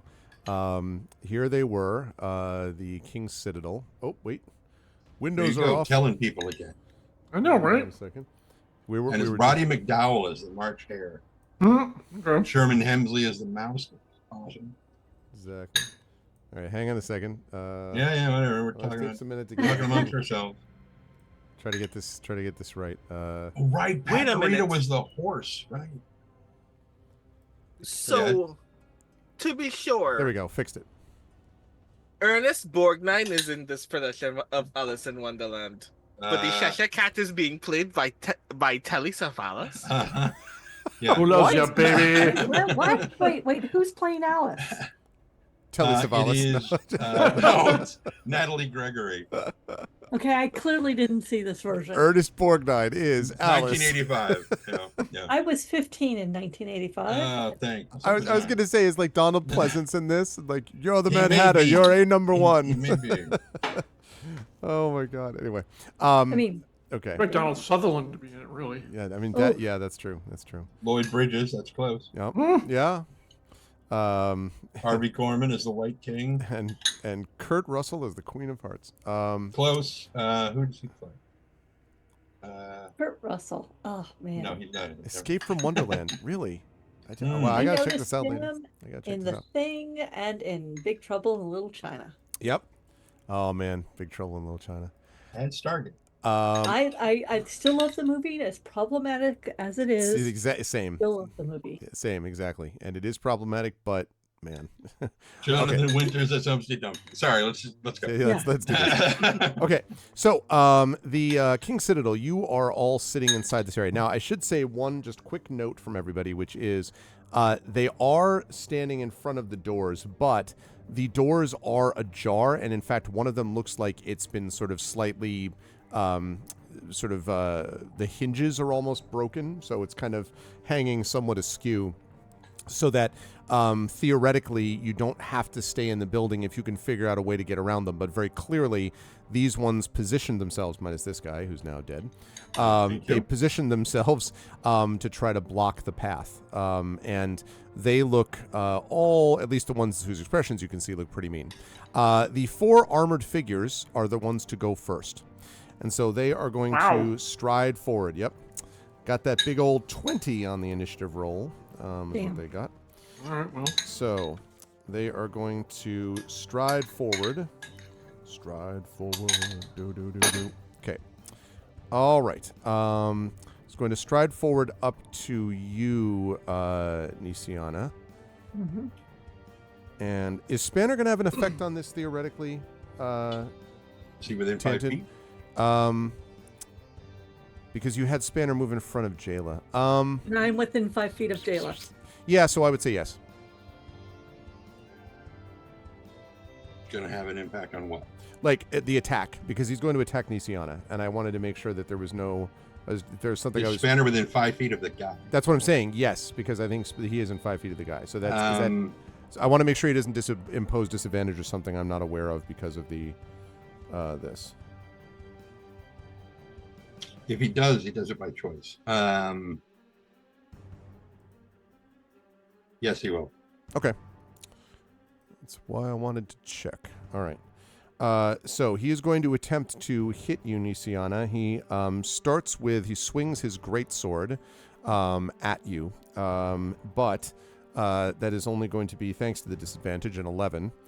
As opposed to a 24, I think he'll take the 11 instead. So I assume that's a miss, right? That is a miss. Okay. And then his second attack that he tries to do is going to be a 15. That is a miss. Okay. So he misses both times.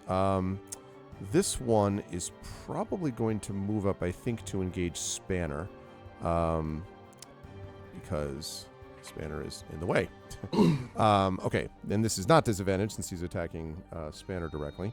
So that is a 16 on the first attack. That is Spanner's armor class, so yes. Okay, and the second one is a 14, so the second one's a miss. So, swings away with his greatsword, and hits with some force. 13 points of damage to Spanner, of slashing damage specifically. Mhm. Okay. Let's see. This one is going to move up here just next to the rubble and is going to engage you, Alarian. And let's see. With 2 attacks. And we're looking at a 7 and an 8. That's a no thanks. Well, that's what happens when you fight on rubble. It's not very good footing. And Exactly. That's why he missed, even though I'm a large target. So. And this guy is going to exchange places with his non-armored, well, not helmeted, I should say, compatriot, and is going to come to the side. Can he slide all the way around? Trade places. Well, no, he's going to keep his back to the wall because if he gets flanking position, it means he's basically opening his back to the person who just shot his boss in the throat. So I think he's not going to do that. So he instead is going to have back to the wall here. I can't get a flank because Spanner's dealing with the other guy, but he will still attack on Nisiana. And this time is not disadvantaged because he is more than 5 feet from Spanner there.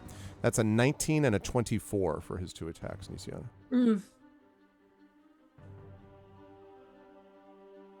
Are those both hits? I'm debating Oh, debating.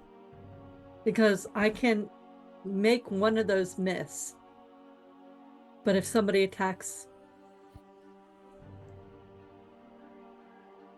Jayla, I can't stop. I'm going to make one of those, the first one miss because Wings of the Dragon Okay. pops my, actually, it pops my AC to 23. So that'll make that first one miss. Yes. Second one will hit regardless, though. That is correct. Okay. So that is going to hit you for 13 points of slashing damage. Again, pretty strong hit. I think you're at 118 to start this, Nisian, I believe. That is So, correct. That all right. puts me at 105. 105, okay. All right. Those are the armored guys. Next up is Nisiana. What would you like to do? Aura of Life. I was waiting to That's see when the Aura was first going to thing pop I up. do. Okay. Because that means, at least for the next 10 minutes, nobody dies. Yep. And if they do, they pop back up. Someday there's going to be like a, you're in an anti-aura of life or era. What? No. Aura of death. Exactly. Everything here works backwards. Okay. Right. There we go. I think that's roughly it, more or less. What's the radius again? I'm sorry. I know I should know this. by 30 now. feet. 30, the diameter is 60, so 30 feet. Yeah, so that would take in actually most of this building, I think, because it's not a Correct. huge area. Okay. Right. Lovely. Okay. Great. Okay, you do that, and what next? That's all I can do. It's a spell. Yep. Okay. Yeah, because clearly moving is not. I mean, you could slide back 5 feet, I guess, but that, disengage 5 feet. No, I see. I Yeah. can't open up Jayla. Yeah. No, I figured that was She the has case. to So be protected. Okay. Yeah, because she is the target. I got you. So that's going to bring us to Tantin and Spanner right after him. What would you like to do, Tantin? It is a target-rich environment.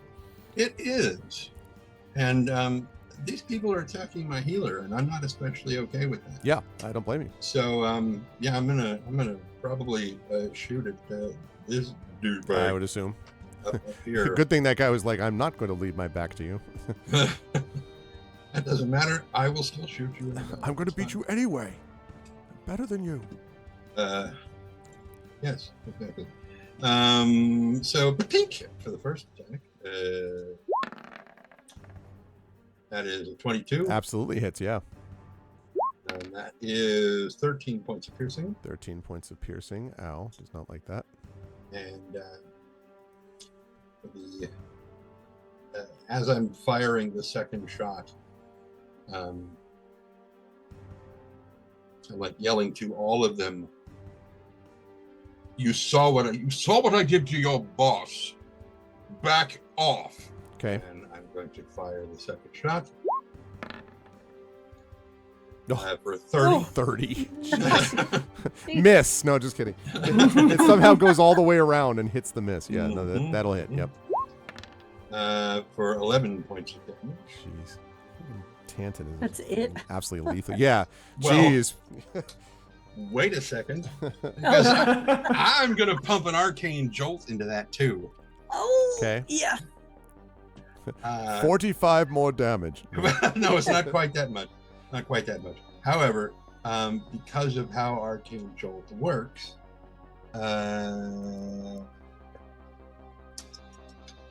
yes, 2d6.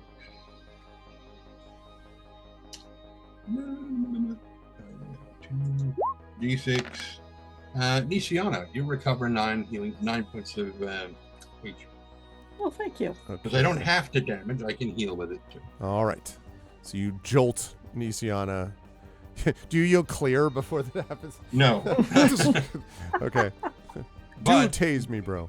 But what it probably looks like is that second crossbow bolt has a little bit more shine to it, and when it hits the dude, it's almost like some of his life force arcs from him into Nisiana. Nice. I love that. Yeah. And good that's stuff. where he says, that's when he's like, back off. And that's, and it's like, or I swear, I will suck all of your lives and put it into all of us. I will turn this castle around. Okay. Are you gonna stay where you are, Tintin?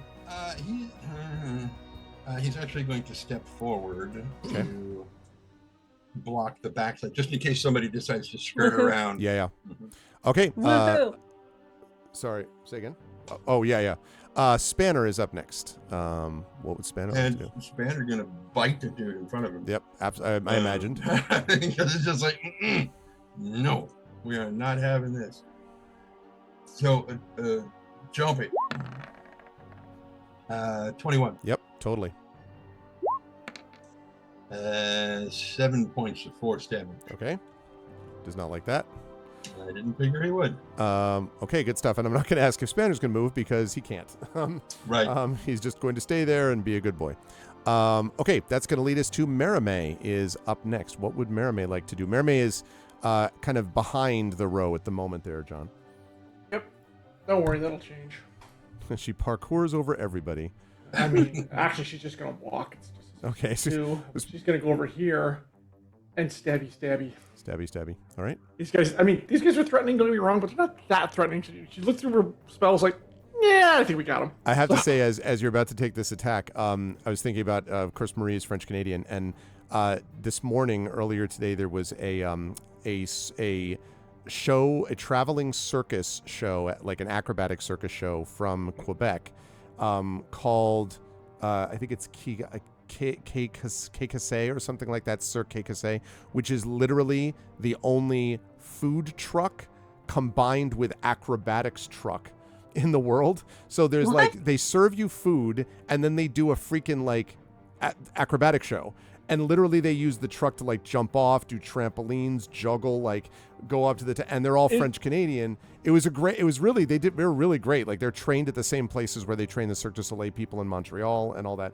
But it was like, it was the most random thing. They're just like, and the reason I knew about it is because one of them had gone to my daughter's school that she does, the art school that she goes to, and was like doing all this stuff with like theater and stage combat and acrobatics and stuff. So it's reminding me as Merime was going there and like parkour, and then I'm like, Marie, French Canadian. I'm like, that reminds me of this story that I just took 3 minutes to tell. Anyway. Was it like Cirque Keskase? Yeah, Like that kind yeah, of thing? K-I-K, it literally, it looks like kick-ass, but which may be intentional, but it's K-I-K-A-S-S-E. It was really interesting. They are spelling it differently than Yeah. Okay. It was really cool. It sounds like that's madness. It was funny. really awesome, Drew. It was really pretty cool. All right, Merime has come up to this guy. Meanwhile, 16? Will not hit. Well, that's okay with sucky damage anyways. All right, second attack. All right, let's try that again. Jesus, 18. 18 will hit. 14 points of damage, and I think she's going to do a flourish. Where the hell is that? Is it a D10? I got to hang on a second. Bardic Inspiration. Hold on. I do want to do that too. It's a bonus action thing. Where is it? Darn it, Marie. This is not laid out well. Thunderwave, Vicious Mach. Everything but. I just need to know. You're trying to find her flourishes? I'm trying. Yeah, and it doesn't seem to be on here, which is a little weird. Like, where is it? Seriously, it's Counter Charm, Fun of Inspiration. Nope. Thought Singer, City Seeker. No. Severed. Nope. Mind Link, Mental Discipline, Virtual Casting. I just need to. I think it's a D10, but I don't. I want to make sure, and I don't know. and I can't seem to find it here. Let me see if it's in the bio. I want to say it might be. Yeah. Psychic support. Nope, that's not it either. Not under notes. Studded armor, something, something. Nope, she doesn't have that either. It's not helping me here. Let's see. Let Are me we look it up talking? real quick. Yeah, I was gonna say. College of Blades. College of Swords. Yep. Let's see. Flourishes. I know You- she has a flourish. Are you that doing gives her more. defensive? Yeah, exactly. Yeah, what you're doing. defensive one. Right. One use of your Bardic Inspiration to cause the weapon to deal extra damage to the target you hit equals the number you roll on the Bardic Inspiration die, and you add the number rolled to your AC until the start of your next turn. And There we go. So I would assume that's a D10 now for her. Yep, it is. Okay, so- that's what I did. All right. She just finds those Assuming off she the has back Bardic right. Inspiration left, but I would assume. She has 2 left. I'm going to use burn 1 here. Okay. Yeah, because I missed that other attack. I want to bolster her because she's going to start taking damage. And I want to bolster her armor class too. Okay. That's why. All right. So the D10 takes a big whopping 2 points, and then she's now at a 21. Okay. Till the end of her next turn, right? All right, and that's an extra 2 points to him as well. Okay. Yeah. All right. That's her turn. Okay. Right. Okay. Now, before Rowan has a chance to go, unfortunately, Rowan having rolled the critical fail, these other 2 stride forward. Now, these 2 they do as was previously mentioned, look like elves, but they have a fearsome, sort of fierce, angry expression might be the best way to describe it. So this one's going to go, let's see, 5, 10, 15. Yeah, practically stride through the rubble, and unfortunately, Rowan are coming straight at you. Oops. Well, that's not So- very nice. All right. So Brandon, they're about to attack you. This guy comes up and brings down his glaive. So he's got this large weapon that he brings down not once, not twice, but thrice upon you. Man. So we are looking at a 23, a 15, and Whoa. a critical hit. Cool. All of those hit. All of Cool, those hit. Brandon. Wait, including the 15 hits too. The 15 hits. Wait, don't you have the collar? The 2 points for your collar? That's added in. His armor Yeah, class is yeah, at the highest. yeah, it can my- be. My AC is Oh. 14. Okay.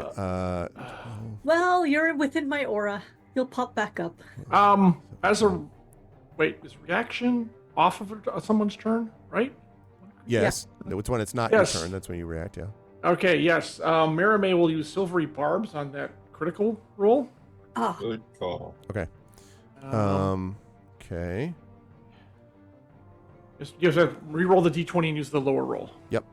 All right. Let's see. Hopefully, it'll fail completely, which would be nice. Yeah. Looks actually like that might be the case. 13. Misses. Just Okay. misses. Yeah. And I Alright, should have said it was um, about here anyway. That Self, tended and to- actually, she's going to give Illyrian advantage on their next roll because he's the only one at the end of the turn.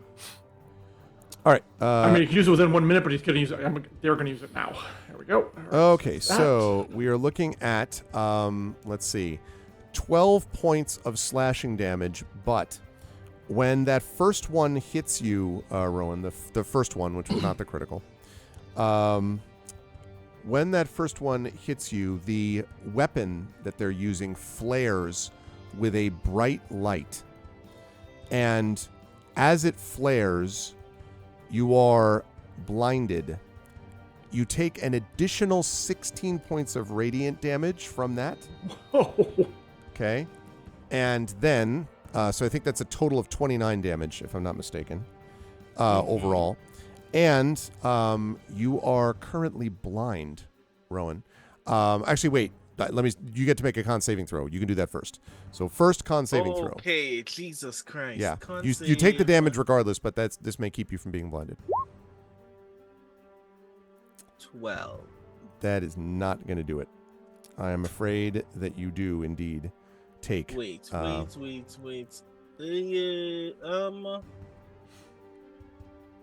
don't have any saving. I don't have any sorcery points for bad luck. Oh no.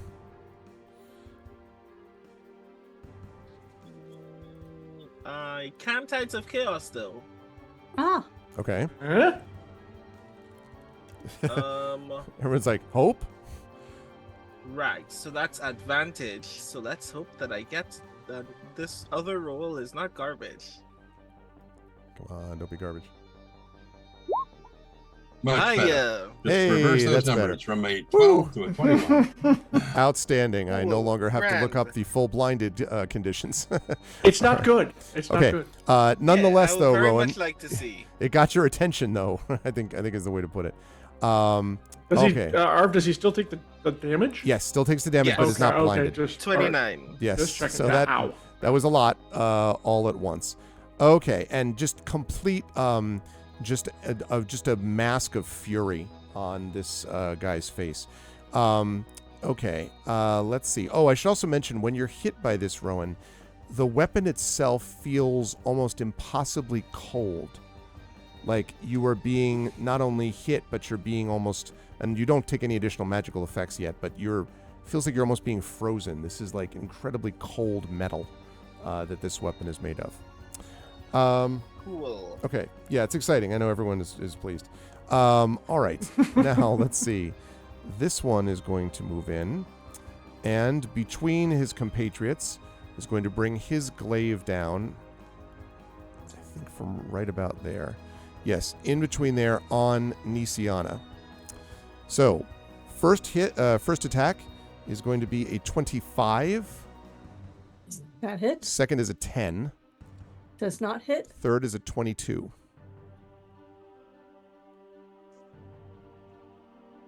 I am going to do my wings, the dragon wings again. Okay. Is and that bet your last one of hits. those, or do you? No, I had 5 of those. Oh, you have 5 of those. Oh, okay. All right. Okay, so you were only hit by one of them. Mm-hmm. That is the good news. However, guess what the not as good news is? First of all, 14 points of damage as you were hit by Okay. that one. But secondly, I need you to make that same con saving throw, same flaring effect from this creature's weapon. Okay. Oh, That is wow. not going to do it. I am sorry to say. So, Nope, I can't do anything else. all right. Immediately goes back to pull out the information I was looking for in the first place. Okay. So, Blinded. yes. So what this means, Nisiana, is you are blinded for the moment. What that means is that you cannot see, obviously, and it also means that you automatically fail any ability check that requires sight. Attack rolls against you now have advantage, and your attack rolls, if you take any, have disadvantage. You will be able to repeat the con save if you wish. But that will be at the end of your turn, so you know. So your turn is going to be affected by this at the very least. And because you were hit by this thing also, there is additional damage. Regardless of whether you made that save, there was going to be this damage. But that's another 14 points of radiant damage here. Okay, so that puts me at 86 points. Yep. Okay, and that's their turn. You know, just in case. Okay, that's a little worse. Yeah. Brandon, Rowan, you are up. It is your turn, and then Alarian is on deck. Wall of fire. Yeah, I was waiting. Look at how they're all just like honey bunches of oats. They're just perfectly, you know. Huh? Mhm. Like, just, can I draw a thing? Like, essentially just straight through here. Are you drawing it now, or? God, I was trying to draw it and then it didn't do the thing. Hold on. Once you let go of the thing, it should show up. Just make sure you're on the paintbrush tool. Freehand pen. Pretty much right through there, right? There you Yeah. go. Yep. Okay. Yes. So let's see. 60 feet long, right? I mean, it's a When it's a straight line, it's 60 feet long, 20 feet. What? Wait. Hold on. God, I didn't think 20 it was feet that high high, yeah. 10 feet wide? and 1 foot thick. Yes. Why? So I want it essentially right in front. Well, right on everybody there, such that because the heat is going the other way, Elarian, Spanna, and There we go. Like that. Nisiana won't be Nisiana affected. Yep, are yep. unaffected. All right. The So I power don't get of everyone, fire. but that You one in the get- corner you is get getting ganged most up of 'em. anyway. That's right.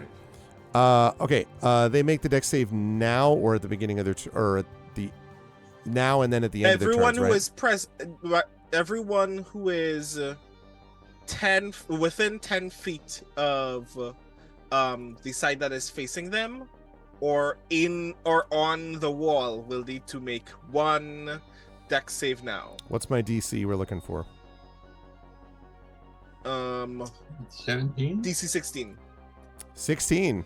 Okay. Okay. So, really scary dude with a huge weapon atop does not make it.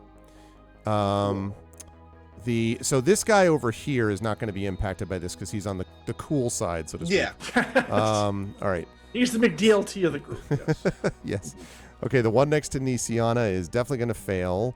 The one next to him on the south is definitely going to fail. The one next to him in the south is even more going to fail.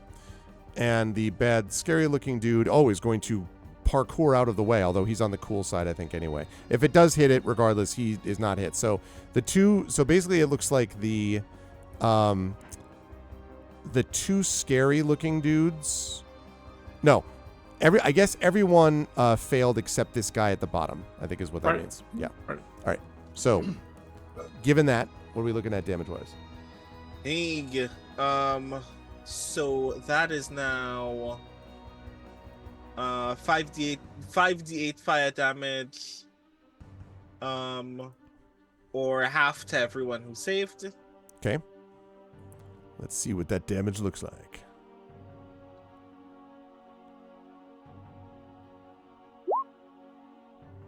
Hey, this is not a very good roll. 17 to everyone who failed, and that would be 8 to everyone who passed. Okay, so just that guy at the bottom. 17. Okay, there's that guy. And that guy. And then 8 points to this dude. Okay, got it. All right. Okay, good stuff, Rowan. Where are you going to... Now, you are technically engaged by this guy because he has a long weapon, so he's got reach. So...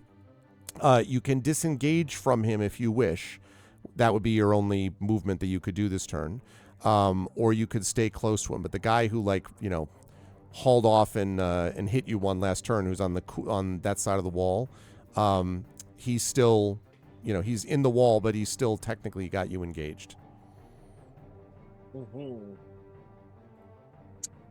I will disengage.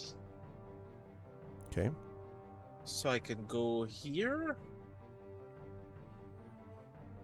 Not if you disengage. You could only go 5 feet. Or So Right. you'd be like here would be more like it. Yeah, exactly. yeah.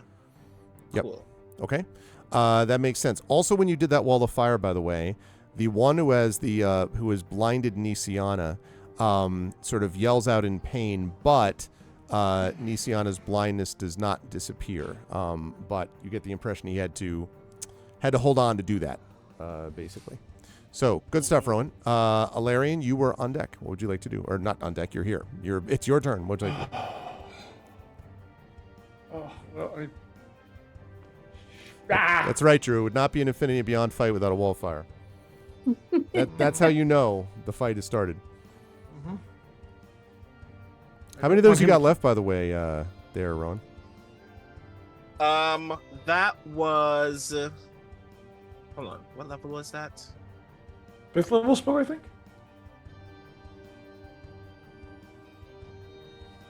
Harkisleep, what are you doing? Right, that was 4th. I have one more 4th level slot. And theoretically, I have a 6th level slot that I am saving for something else. Okay. If I wanted to cast it at 78 instead. I have heard of Because some I of am, this. in fact, thinking about just making another wall behind them and just kind of microwaving them in that line. But we'll have to see if they move first. Right. Okay. Right. What do you think, Alarian? Yeah, I'm trying to think. The dog's over there. Ugh, I don't want this guy to keep hitting Ilarion, though, so I'm going to hopefully draw this guy over with me, and I'm actually going to attack. Oops, that's not what I wanted. Hold on. I'm on the box because I need to draw something. Ugh, go away. No. Ah! They're everywhere! Okay. What on earth? Do me a favor and remove those boxes, Arv. None of those are germane to anything I'm doing right now. Suddenly your Starforged is just like, Apparently, have some yeah. squares. Ah! Square attack. Anyways, I'm going to move down to attack this guy, even if it's an attack of opportunity for him, I don't really care. But first, bonus action, I'm popping my spiked Aegis. So I'm now a spike guy. Then I'm going to move and beat on him right here. There we go. Okay. Yep. All right, go ahead. And hopefully I want to draw this other dude, even if he gets advantage on me, to keep attacking me. So there we go. Okay. All right. Star Sword. So there we go. 19. That will hit. Oh, good. 8 points of damage. Even the kid thinks that's hysterical. That's right. All right. 50. Hilarious. Okay. Okay. All right, and then second attack. Damn it. 16. That's a miss. Oh, wait a minute. I'm going to use my frickin'. She gave me advantage on this one. Sorry. She gave you I inspiration. forgot I had it. Oh. Yeah, remember she, the thing. Oh, silver right. Yeah, barbs, she because gives the someone silver barbs. advantage. Yep. I'm going to re-roll that one. Yep. There we go. Yep. 25 for 9. That will definitely hit. Okay, so total Screw of... that. Total of... 17 points. Right, okay. Nice Okay. smack. All right. All right, takes that in stride, does not like it. I'm sure he doesn't. Too bad. Okay, and then you're... that was it, yeah. Okay. Move and... Top of the round, the outside, the walls of this thing shake. And there's more, you hear the sounds of sort of shouts and screaming from outside of this little enclosure. Okay, this guy, who's got a lot of stuff, is probably going to wail away again at Nisiana, who's in front of him. So he is going to make 2 attacks, but the first one is a miss. Oh, but the second one is a critical hit, unless someone's going to try to prevent said critical hit. Is there another silvery barbs in the mix? Since it's a new round. It's a new round. Yes, we'll do that. Absolutely. Okay. Yay. How many of those silvery barbs you got? Only 1 left. After Okay. this. Okay, so we're waiting for you to be like, well, it's a cantrip now. Like, no, what? No, Okay. no. There's only it's a first level spell, sir. I will let you know that. But yeah. Oh, jeez. And next, what? That's a crit fail on the reroll. Nice. Nice. Okay, so And I'm gonna. She's going to give her sister this time the advantage or the ability to roll at Okay. advantage next time. So what are next rolls? miss At there. advantage. Okay, now You know, let's he see, could so- impale himself on his sword, Arv. You could do something like that. I'm That's just true. saying. That's true. All right, now I need to think about how I want to do this because they kind of can't move forward. You know what? I think they're just going to take the fire damage and keep on wailing away. Say, Just- they they better are. do something. There's sort of, something's going on with Stuck. these guys. Yeah. So this one down here is going to take the damage. I think at the end of their turn, Brendan, right? The Rowan is good. The end of their turn. This is when they take the fire damage if they don't move. Or is Yeah, it the if start of- they. Right, no, it's the start of the turn. If they move through the wall or are still in the wall when they. Let me actually make sure of that. Actually, Because then they're Should be going to stay start there of and take the damage. They are acting like fanatics because that's what they are. At the moment, anyway. right. Akritia takes the same damage when it enters the wall for the first time on a turn or ends its turn there. Ends its turn. Ends so its it's at the turn end there. of the turn. Okay, because yeah. it's not entering; it's still there. Okay, so that's good to know. Okay, this guy is going to. So Let's if they see. don't move, they will take. But Yeah, he might disengage and come back in, but then he's going to get hit anyway. So I think they're probably just going to stay there. They would not do this if they were rational, but they're not rational. So 16 and 17 to hit you, Nisiana.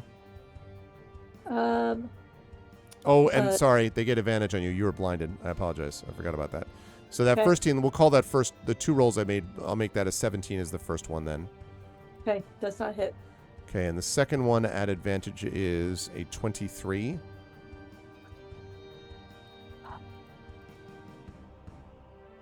Unless you're going to Wings of Dragon it again. Well, I have to actually read it and make sure I can do that when I'm blinded. Oh, true. Yeah, anyone that one you could see. Nope. It says when you or another creature you can see. Oh, no, wait. Me. Okay, I'm going to Wings of the Dragon that one. Okay. You don't have to see them to. Not No, for it's herself. It's just for me. yourself. Okay. All right.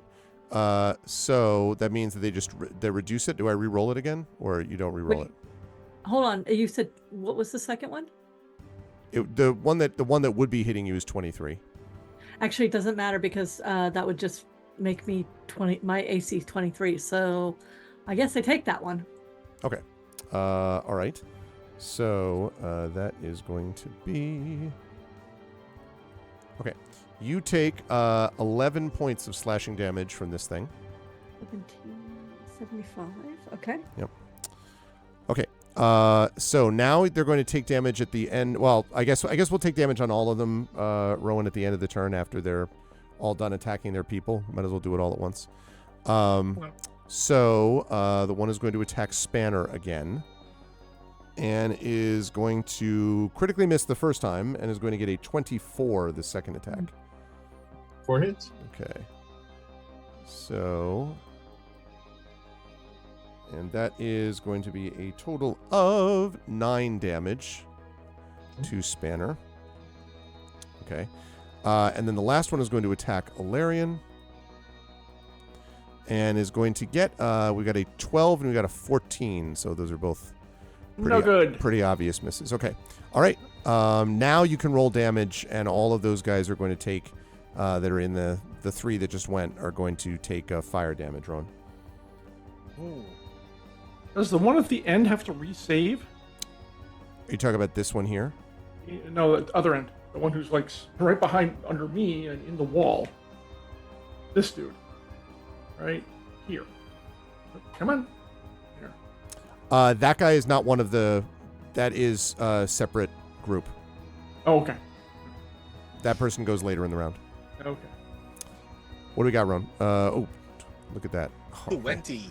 good gravy every time. Okay. So and they Well, don't. they're not gonna move. No, I know. Well, and like I say, It's- it would be yeah. tactically better to, but they're not. Oh, That's not what they're doing. Wow. Okay. Right. Okay. Good stuff, Ron. The fire continues to burn. That will lead us to Nisiana with Tantan on deck. Less restoration on myself. Okay. I am no longer blinded. Not blinded. Okay. Good stuff. Through that. All right. I like what I Yeah. see. What would you like to do after that? But to see, but it interrupted the thing that I wanted to do. Mm-hmm. But I need to see to do the thing that I want to do. So now you've at least restored that ability. And the Aura of Light was not related to that anyway. Oh, no. The Aura of Life is up for 10 minutes, whether I am conscious or not. Yep. No, I know. It Very is useful. not concentration, which Super is why useful. it's usually the first thing I pop. Yep. Super useful. Oh, and actually, you know what? You don't have to do the Lesser Restoration, Isiana, because he failed his concentration check. It reminded me that when he got hit again. Oh, no. I'm wrong. You would have to do that because it wasn't him. It was one of the 2 other badasses that is the one who actually did that blinding smite, and they haven't gone yet. So, sorry. Lesser Restoration it is. Okay, so anything else you want to do? You're kind of stuck a little bit. Can't do anything else, and I'm not moving away from Jayla. Okay, so then Tantan is up next. Okay. I'm going to shoot the dude that's directly above Nisiana and next to. Yep. Merriman? Merriman. Okay. Yeah. Okay. It's Doomsborg. Well, bam. So.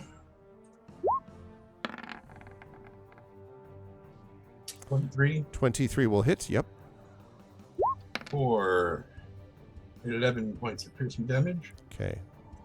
He sort of staggers back, grunting in pain. And Canton's like, I warned you! And I'm going to invoke Sharpshooter on this one. Okay. And I'm probably going to miss because of just how this has been going, but Or not. 29 Jeez. minus 5 Or perhaps not. is 24. 24. Yeah, that will hit by a lot. Okay, and that'll be, come on. That'll be 17 points. Right, and expires. Hits the ground, helmet slips slightly from his face, and lies still. Good stuff, Tanton. Okay, so now that you're clear of them, you're now free to move. You're like kind of out of the way or around if you wish, or you could stay where you are. And I'm going to pump another arcane jolt Okay. into Nishiana. Thank you. For 7 points. Okay, so That back puts up me back to 82 points. Yep. All right, good stuff. Thank you, Tanton. That's it for you, I believe. Which leaves Yeah. us with Spanner, who's Mhm. looking hurt, but Yes, he is. still But he's biting. He's still going. Yep, he's still going to be chomping. Chomping to make sure I switch this to Spanner and chompinate. 27 Yeah. Yes. Okay. for 8 points of force damage. Okay, and that one was on this one, right? Correct. You'll be happy to know that that is enough to eliminate that individual.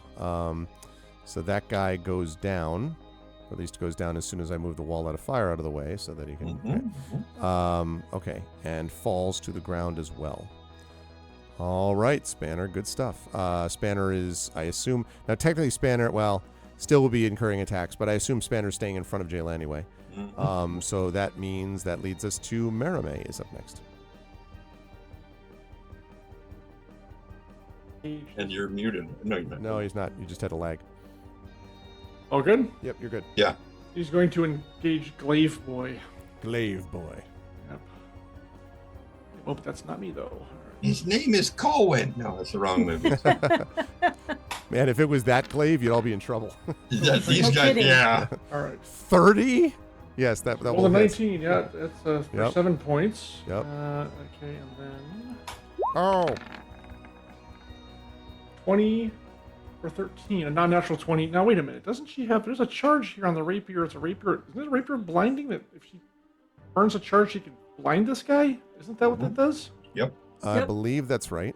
Well, then she's going to do that straight. Okay, blinding, see how much you like it. So, yeah, she's going to use one of the charges of her weapon and blind him. And I don't know how long that lasts. Because, again, Marie doesn't have it written down.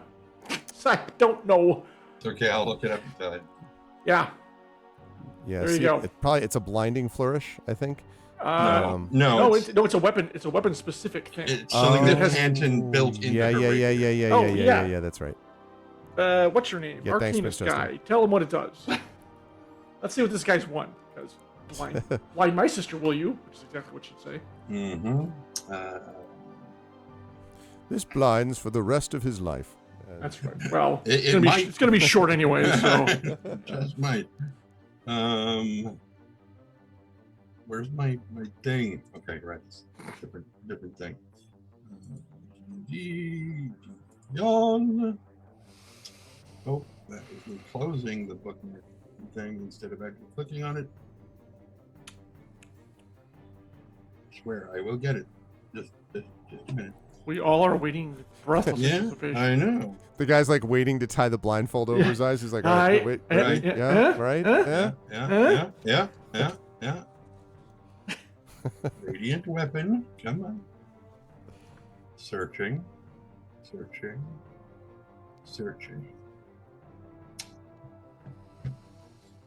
How's everybody doing? How are we feeling right now? How about those Steelers, Arv? Hey, listen, I am. I don't think that's going to last, but I do not mind having a 2-game lead in the AFC North over the Ravens and the Bengals and the absolutely pathetic, who deserve every bit of it, Browns, with an 0-3 Hey, record. look, So- I always liked Really Fields. feel. I always liked Justin Fields. I'm glad he's got another shot and is playing well for you guys. Yeah. I thought he got a bum rap in Chicago. I agree with that, yeah. Chicago, I swear, is in the North. It's where quarterbacks go to die. I'm not kidding. Yeah, it's the unreal. thing, it's the thing about it is that, like, you know, he's a guy that he's still pretty young, and we had horrific quarterback play. So average quarterback play with a great coach and a great defense is a pretty good team. So you know, And I think he's doing better than average. I think he's doing more than, not just the bare minimum. Yeah, no, he's been very solid so far. He's been very solid. No, and also your Jordan Love is coming back. I really like watching Jordan Love play. So Well, Packers Malik picking did well. better than we expected, which was a good thing too. Thank you for your service, All right. Malik. Now go to the bench. Yeah. Okay, warm that bench again. All right, You got it, Trenton. Tanton? Which ball sport was that? That was football, American football. Ah, cool. American football. Paw egg. Yeah. Paw egg. This was that's what we furries call it. So this was on Mary May's attack? Yeah. No. No what? No, the weapon has 4 charges. As a reaction, immediately after being hit by an attack, the wielder, this would be Mary May, can expend 1 charge to cause the attacker to be blinded until the end of the. So it's a reaction to being attacked, Oh, not. Okay. Oh.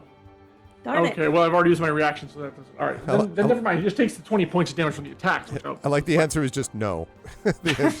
What about like- this How rule? dare you? It's like when a friend asked me, "Hey, are you guys gonna watch, Stargate Universe?" No. No. Nice. All right, that was her 2 attacks. That's her turn. That's she's done. All right. Well, convenient because it's their turn now. So, She was definitely trying to draw his attention. Not gonna lie. yeah, for sure.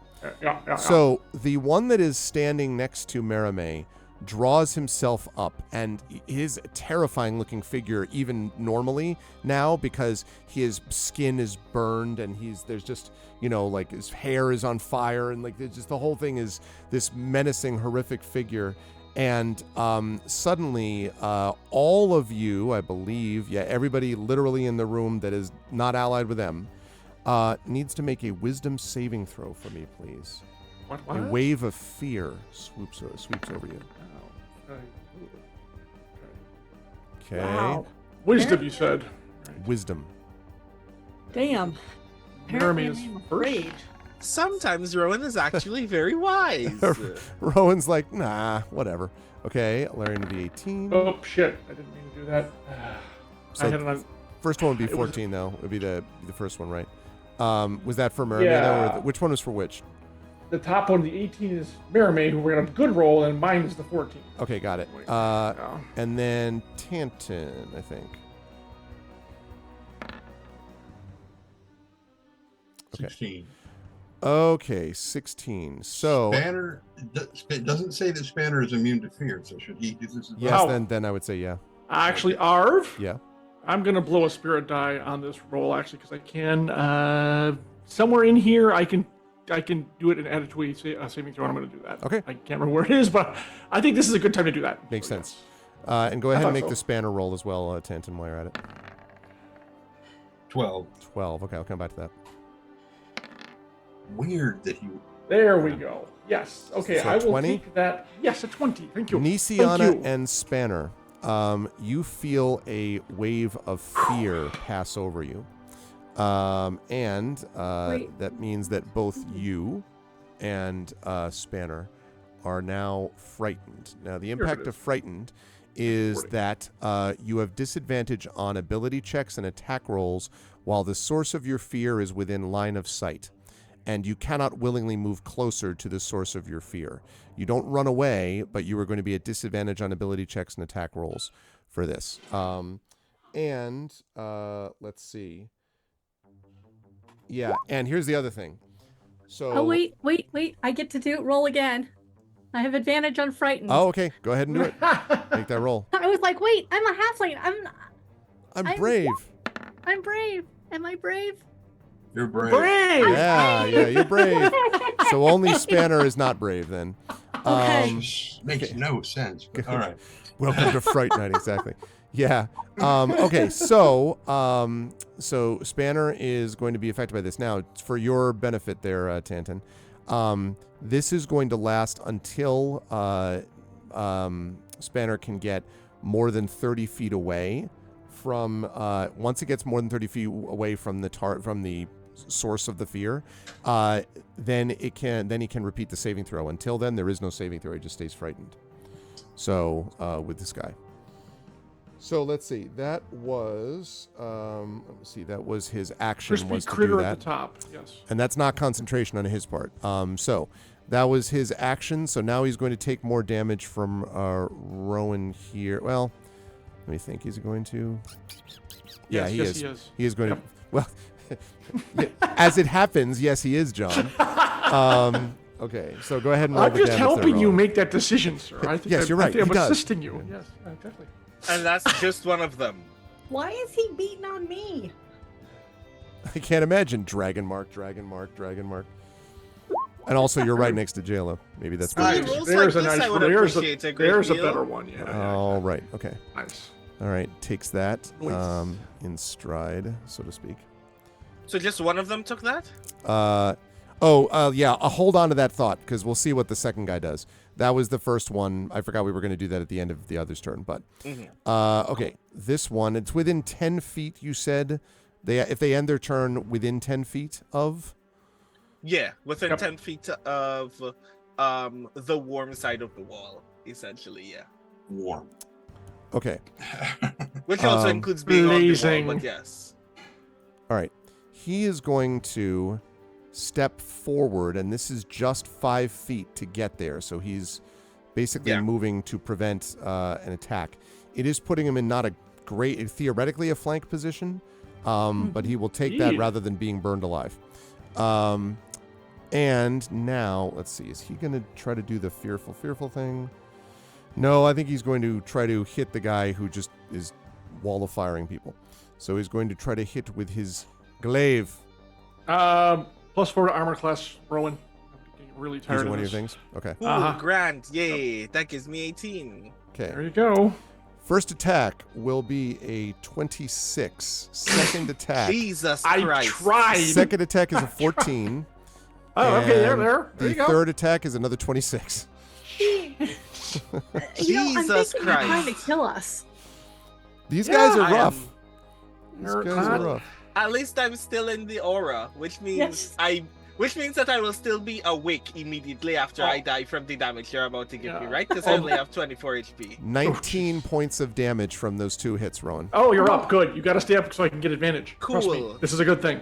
Okay. Cool. Circle around and get advantage on him. So yes. All right. So it wasn't 24, it's 26. So that Just means stay I have upright. 7 HP Just- left. 7. Stay upright. Okay, he is now clear of the warm side of the wall, so he will not take. That's why I'm glad we Yeah. didn't do it this way, because he does not take damage now. All right. So- Well, what? as much as I hate to be that guy, that's what, 2 concentration checks for the wall of fire? Right, yes, it is. Yeah, Yeah. but Oh, not. yeah. But Yeah. not on him. The only one who was No. doing this No. was. No, Rowan What has that to means make is them. now I need to make a con Because to wall fire is keep this concentration. wall Yes, up. thank you. Yeah, that's right. Yeah. I was so busy thinking about the concentration for this other guy. I was like, Hey, but my con is +8, so let's see how that goes. good. That's like a 4-year-old, buddy. Yeah, but you only need 10. That's right. That's right. So that's fine. Okay. Oh, you're great. Hey. That's the thing. You only Cool. need 10 on a All constitution. right. So one more. So, It's one so- for attack. right, no, yeah, it was another one, yeah. Yep. Hey, yay. Now, But Okay, you know what? okay, cool. Here's what. I will believe. Oh, she can believe in you. Do you want to believe in me? Okay. I will take your believe in you on this instead. case. I will take your belief instead, because if this goes wrong, then I need to make a dire request of the DM. There Okay, you cool. go. Grand. Now, next question for bookkeeping. Does Wall of Fire trigger a Wild Mage search? Oh God, I hope not. Right, no. So this is the weird and bad thing. Because I did a Tides of Chaos before, any spell that I now cast triggers Wild Magic Surge. Which is important because, one, I was in the event that Nisiana didn't believe in me. I was going to Tides of Chaos again, which would have triggered the Wild Magic Surge. And two, because I plan to microwave them still. That Except mean, that may not be necessary if they're staying there to get roasted. Another wall's just gonna be a little bit of overkill. and I mean, since, I think they're gonna go down cool. next round. Yeah, I'm But- gonna. I mean- I'm gonna. Yeah. since it's Okay. concentration, you can only have 1 Wall of Fire up at a time unless you twin it. Yeah. also trying to have no- Yeah, I don't. I Right, think yeah, they're that's how I almost. used to do those okay. things. I think they're almost dead. Sorry. I The think guy they're in go front of you. sorry. What's going on? What, sorry, I heard you talking fervently, but I was We're, doing this we're on. talking about you, not to you. Oh, great. I see. But Rowan I does can have to still make a cast other spells, right? Yes, just not concentration spells. right. Cool. Right. So the next spell I cast will trigger a wild magic surge. So I guess I'm gonna fireball this guy. So wait, just to be clear, you did re-roll this. You re-rolled that con Yes. save, so Yeah. it's still up. Yeah. Yeah. Okay. All right. So you're fireball. Do I Did you wanna- say you're fireballing the guy in front of you? Or did That's you gonna- say that's I'm not gonna fireball. And you're gonna get me. Hey, listen. You're gonna get me. You gotta do something Yeah. more direct. I think that's damage to great. him, Fireball would please. hit the entire building. I No, think no, that's- no. Firebolt makes sense. Okay, What level okay. am I again? okay. I love guess you Rowan, can but I am. Fireball. I'm 13. Fireball. Fireball. 13 Firebolt. makes this 3d10. Big bada boom, exactly. Mhm. Right. So I am going to firebolt this guy. Okay. You just stay upright, sir. That's all I ask of you. Right. So that is a ranged spell attack. Okay. Cool. Grand. Oh, she's used Bardic Inspiration 4 times. Do I have firebolt here already? I do. 19. Okay, will hit. Yep. 19 fire damage. 19 Damn. fire. Okay. Very nice. And All now right. I need to make your surge. So that's 1d20, right? Yes. Hey, that's not a D. 20? Well, that ain't either. Need to go all the way to That the was a other nice side. waste That of would have a- been great. Yeah. Natural 20. Okay. All right. I really want there to be a rule where it's like, no, you never need to do that again now. But Like, that's not how that works. that's not how it works. Okay, good stuff though, Rowan. Now you could move slightly out of. The thing is, he's got that long weapon, so it's kind of hard to move out of the way of his reach. Stay right where So- you are. So, all right, do you want to stay right where you are? I mean, I am banking on Illyrian stabbing this guy in the back anyway, so I'll just say right. Okay. Mhm. All right. In that case, Illyrian. Yes. Yes, speaking of moving 5 feet. Hello. Yeah. Alright, and now my attacks have advantage. Whee! I really think that people who are using weapons with reach, like glaives and other polearms, Yeah. when you get within 5 feet, you should have disadvantage on your attacks because they're just too damn long to try to be, You could choke up on it though. right. Like- Hang on. ready. Okay. So, that- 27 for 6. 27 will Terrible hit for roll, 6. but it's okay. Ow. That's what And it sounded like. Ow. come The on, baby. Minecraft villager. I was think this just is- going to say that. 23 for 8. 23 for 8. Okay. There Shrugs it needs off. to be an improved critical feat of some kind. Because just There is. There's not necessarily for Aegises who get 60 million AC. I sense a little bit of hostility. I should be able to front roll, parkour, Hey, and why hey, by can't the I way, cast by the- Fireball like By Rowan? the way, my armor class right now is 19 because I have selflessly given 4 points. Yes, selflessly. Okay, are you... It wasn't selfishly. no, it's true. Are you staying where you are now that you've shifted into that position? Yes, and I'm actually going to go to Nisiana that I'm going to contact her like, Rowan very hurt, needs healing. Because I want him to stay upright so I can still get advantage on my attacks with this guy. That's the real reason. And that is the true reason, yes. I will never tell her that, but that's the true reason. All right, you do that at the top of the round. More explosions from outside, and the armored guys, what's left of them, Actually, will Rowan, attempt to go. don't you have... First one is going to go and attack. Is going to continue to attack Nisiana. We'll continue to Do I focus their still attacks have there. that +4? Who are you asking? You. No, I gave it to Rowan, not you. Okay. Yeah. Because you had Sorry. given. Okay, so all right. Yeah. So That's all I that's needed. that's a 19 for the first attack from that guy, Okay. and a critical hit. These guys are just critically all over. Unless you're going to do something like, I don't know, on the arms of an angel or whatever it is. Silvery barbs. Yeah, that critical. I'm gonna silvery barb that. Okay. And That is her last one, though. That is her last one. But it I will keeps, also keeps freaking wing rolling the on first, the first hit, so I don't. You're going to get- wings the first one? Yeah, Okay. There. So then on the second one, the reroll is a 17. does not hit. Okay. All right. Nope. So clean miss. And then, And is- Diciana, you have advantage on your next die roll. Thank you. Okay, Uh-huh. and he's going to stay where he is, even though that probably is going to be the end of him. Don't roll for it yet, though, because this guy... She is out of first level spells. Okay, this guy is going to move. Advantage on Alarian. This guy is going to move forward. I'm just doing that to move him. He's going to slide forward 5 feet. I'm trying to think if he's Doing going to go the that? rest of the way. Moves out of the way of the fire. And I think he's going to try to attack. Our good friend Rowan. Oh, jeez. No, he's still- it's he's not still- time to do that. It's not time to do that at all. You still have the extra armor class, so hopefully that'll come in handy here. But the way these guys have been rolling crits, I doubt it. 16 and 20, not a natural 20. Ah! Hey, I still get hit by one of the things. Cool, Yep. Grant. Let's see what we got. One damage. Hang on a second, Arv. Nope. No, I can't help but Shield Master. I was just checking. 10 points of damage. Ow! Cool. I fall. Doesn't that mean that I automatically fail con? Yeah, well, yes. Yes. Your concentration fact, is not existent. In the aura, do I actually fall before I get back up to 1 HP? Or do I just... Yeah, how does that work? I Just think 1 HP? That's actually a really good question. Hold on. pretty sure the aura doesn't allow you to die, but it doesn't allow you to. I think you do lose consciousness, You at least initially. Drop and then immediately come back. Right. So But that you means do- concentration's dead regardless. There you go. So yeah. Let's So see. that does mean that the wall of fire. When it starts its turn in the aura with With 0, so zero the hit wall finds points? down. Yeah. But you'll be Yeah. up on your turn, which is all that I care about. I mean, that's great. You're up on your turn with 1 hit point. Okay. So I still right. retain the advantage. Okay, that's what matters here. You're Okay. damn right it does. All right. That's going to lead us to Nisiana. You were up next. Well, conveniently, since I am covered in my own blood, I It's take a sentence my no one blood. should really say, to be honest. We say so many things on this Since- show.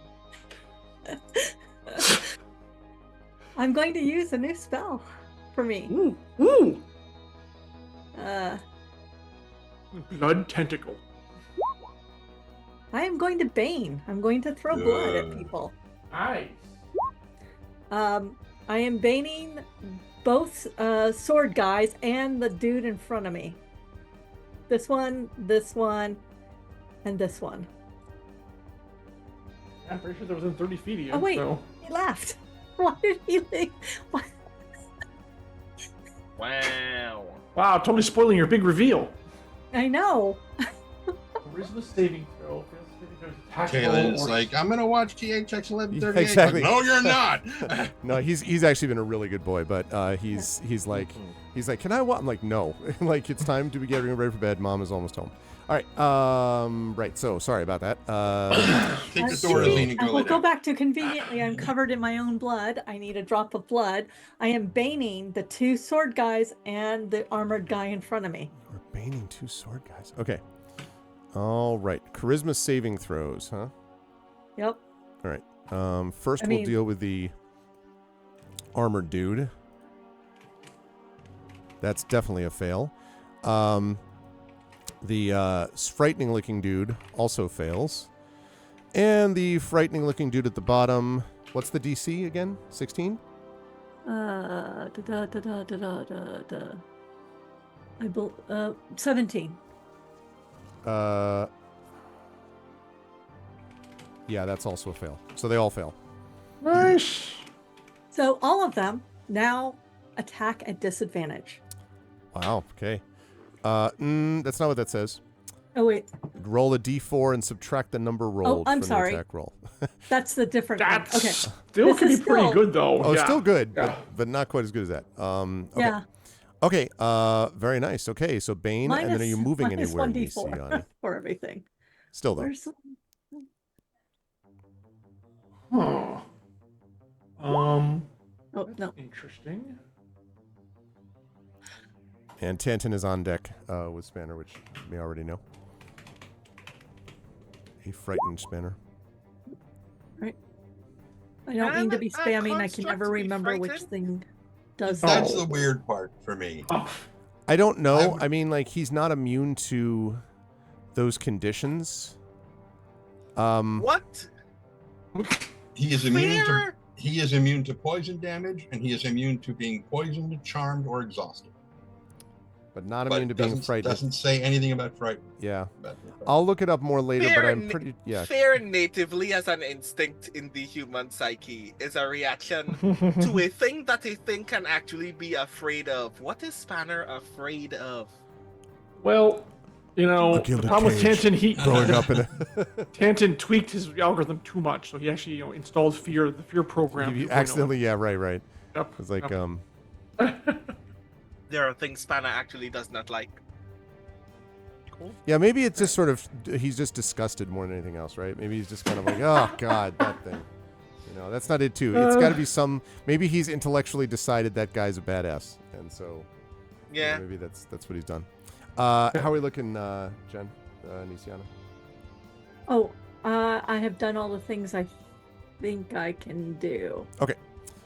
In that Yeah. case, I'm going to ask Tanton to go with the allegedly frightened Spanner on deck. Looking for an answer to that guy.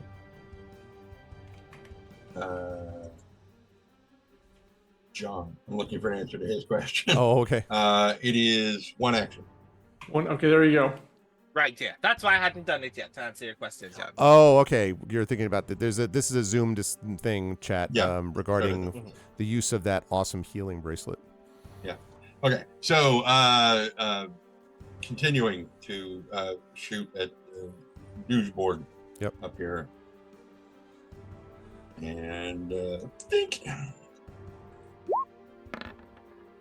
30. Good God. Yes, that will hit. Okay.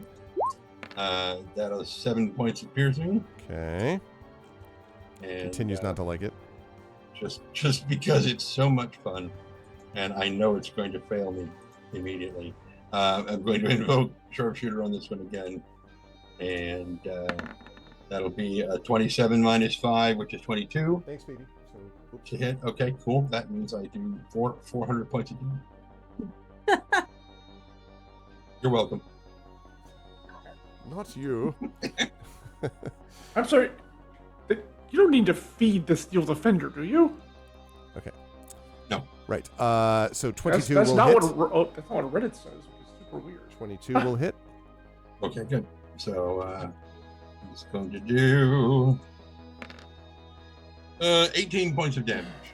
Okay. Right. So he is.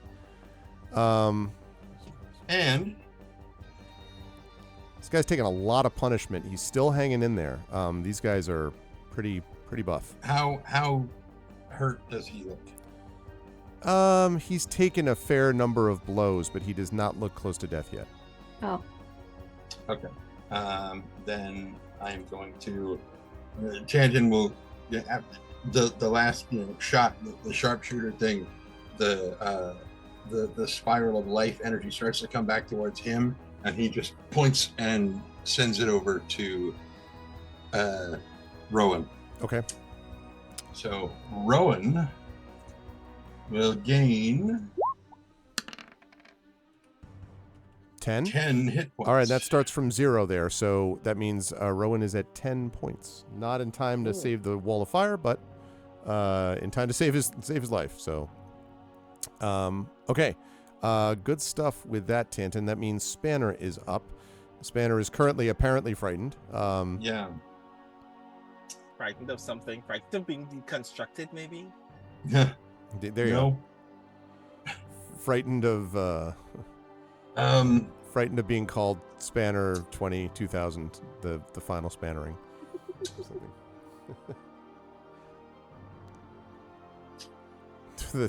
Frightened of being renamed to Socket Wrench. Yeah, maybe that's why. Possible, but I doubt it. All right, yeah, Spanner is going to Have an existential crisis. no, he is going to repair himself. Okay. So that's 2d8 plus 5, which is the same as Tanton's healing thing. So that's a 1d8 plus 5. Okay, fine. So we'll just add plus 5 to this. So that's 7 plus 5 is 12. So Okay. that So brings him up to 24. 24. Oh, that was weird.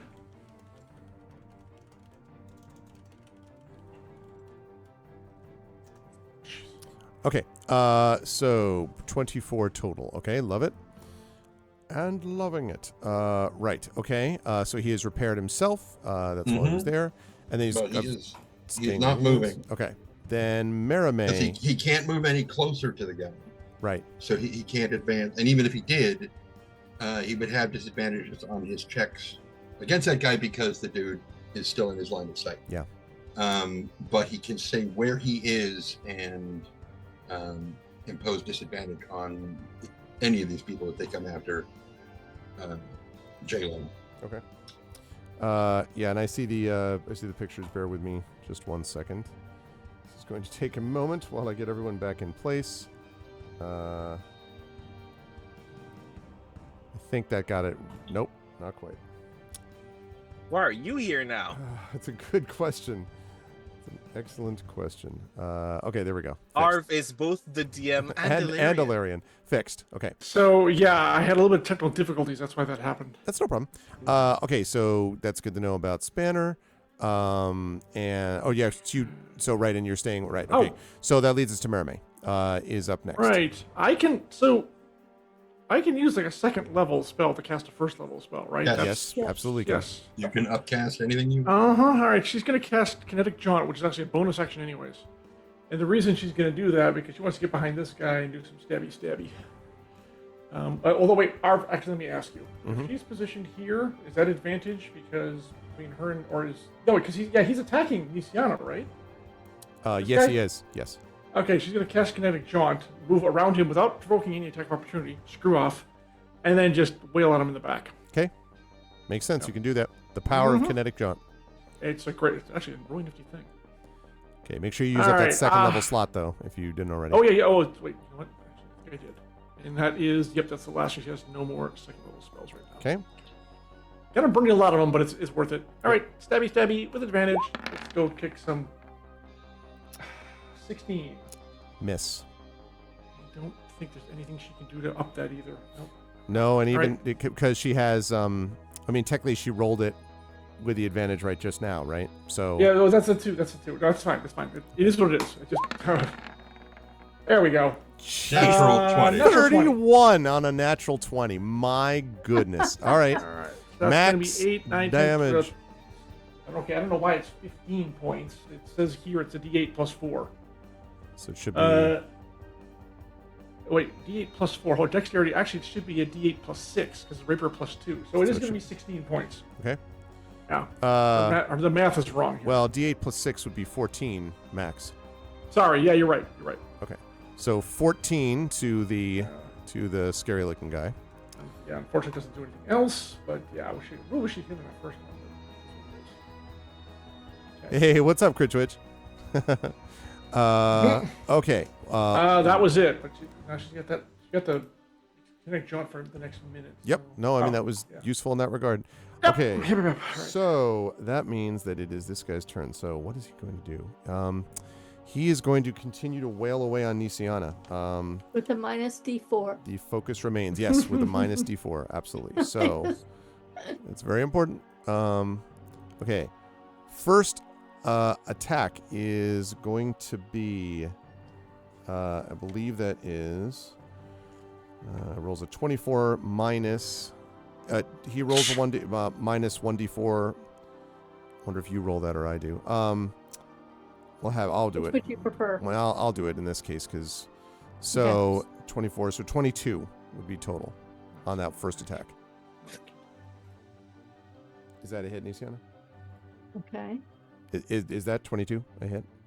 Yeah, that will hit. Okay. Second attack is going to be a crit miss, and the third attack is a 25 minus 4, so a 21 on that third attack. I think I'll just take it all. All right, so that's going to be a total of 2 hits then that we're done. Mhm. And that is another 18 points of damage. Okay, so that is So I think you're at 64. When you're 64, I think. 18. Yep, 64. Okay. All right. Oh. What? What is this? Oh, When a creature within 5 feet of you makes an attack against a target other than you, and that target doesn't hit its feet, I can use my reaction to make a melee weapon attack against the attacking creature, which Mermaid now does. who is the you? Like what is this from? Kinetic Jaunt? No, Sentinel. It's the third power. Oh. And he's within 5 feet attacking her. She doesn't have Sentinel, so I get to attack with my reaction right away, which I do. So At advantage. Marame has Sentinel, is you're saying? Yep. Okay. Yep. All right. Yep. And kablamo. Come on. Oh, for God's sake. Yes. And she misses. Unbelievable. Sorry, but good Yeah, thing to well, keep it in was mind. something. Yeah. She tried. Okay. Yep. So that is the attack. Those are the attacks on Nisiana. Then the other guy down there is going to, I think, they're very singularly focused. That's the things. They're going to continue to play. They're going to continue to fire away at Rowan. Okay. So first one, Rowan, on you is going to be, and his one is also baned, right?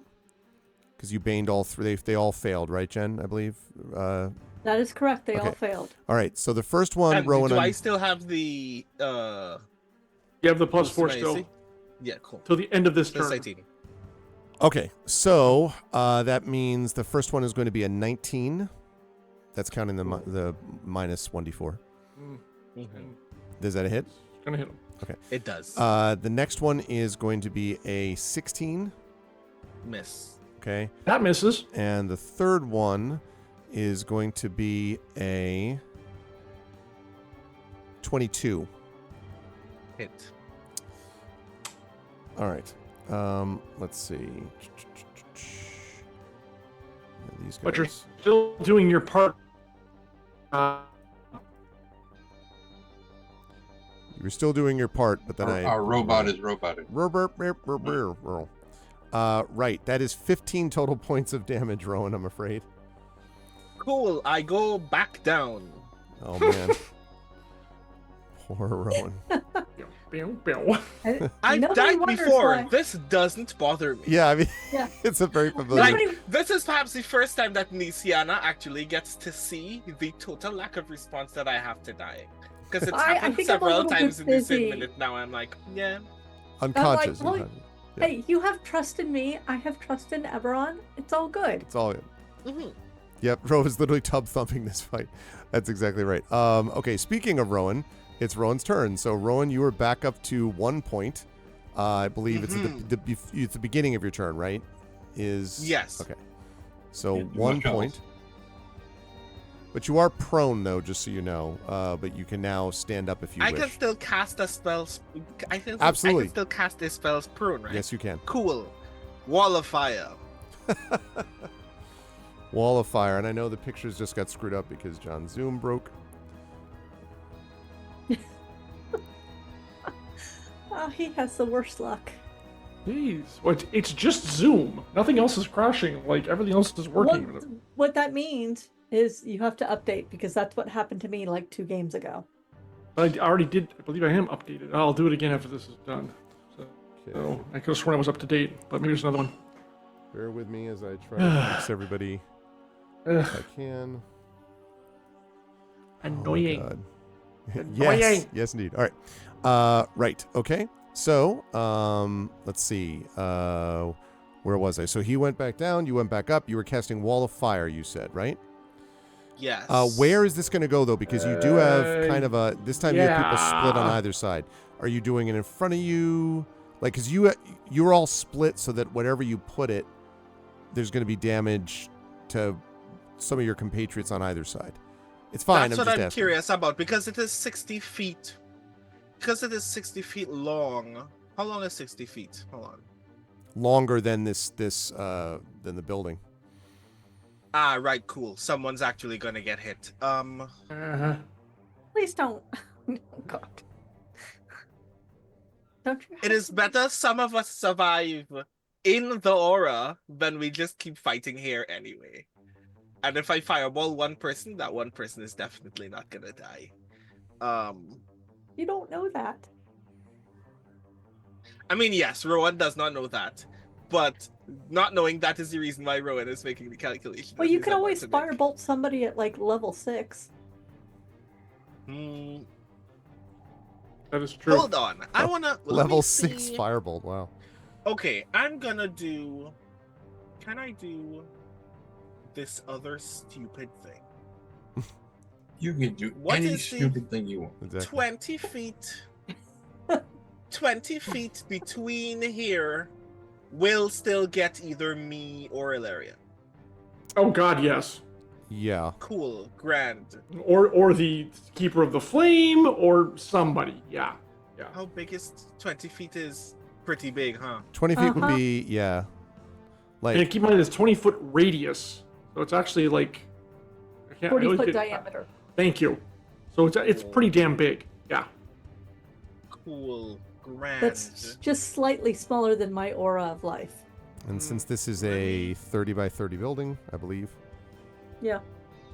Ah. it's about 20 meters. Very, very The idea is funny not to immolate your friends. Well, Yes. I'm just saying. Firebolt at a slightly higher rate or something. friends.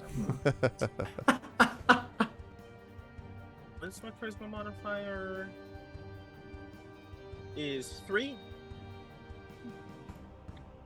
Cool. Cool. I'm going to. Oh boy. I'm having the exact same reaction. I'm going to spend a second level spell slot. Okay. There's so many options. A Wow, yeah, that was a random really resource pregnant point. pause there. Yeah. Okay. I'm going to spend a second level spell slot to regain 2 sorcery points. Okay. Okay. And then See where he's going with this. I am going to spend 1 sorcery I point think I see what's happening here. to careful spell Yep. synaptic static Oh. Nice. on Ilarian and I in this circle here. What Okay, should be now that in as much of the 20-foot circle here leaning outward Now into the wall. that you can do. Yeah. Yeah. Yep. Love All it. right. Make sure you don't hit the 20 foot is the so voices. huge. Is this really 20 feet? Is this accurately? That's 20 It's actually pretty pretty close, close, actually. Yeah. Jesus 'Cause Christ. each of We're us is fighting a in a 5-foot cardboard circle. box. And each of us takes up a 5-foot square Roughly. Yeah. in there, roughly. Mhm. Yep. Yeah. Nice. Okay. So, synaptic Right, static, so- meaning. Right, so first, careful spell means we automatically succeed the saving throw. Yep. So synaptic static, everyone in the 20-foot radius of this sphere needs to make an intelligence saving throw. And takes 8d6 psychic damage on a fail or half on a success. Okay. And then That's fine. That's fine. fails will have muddled thoughts for 1 minute and will have to roll a d6 and subtract the number from all of their attack rolls and ability checks, as well as con throws to maintain con saves to maintain concentration on anything. And these And guys at who the are end of- Bane, Right. have- Mm-hmm. Right. Their Right. saving throws will be. That's right. Yeah. All right.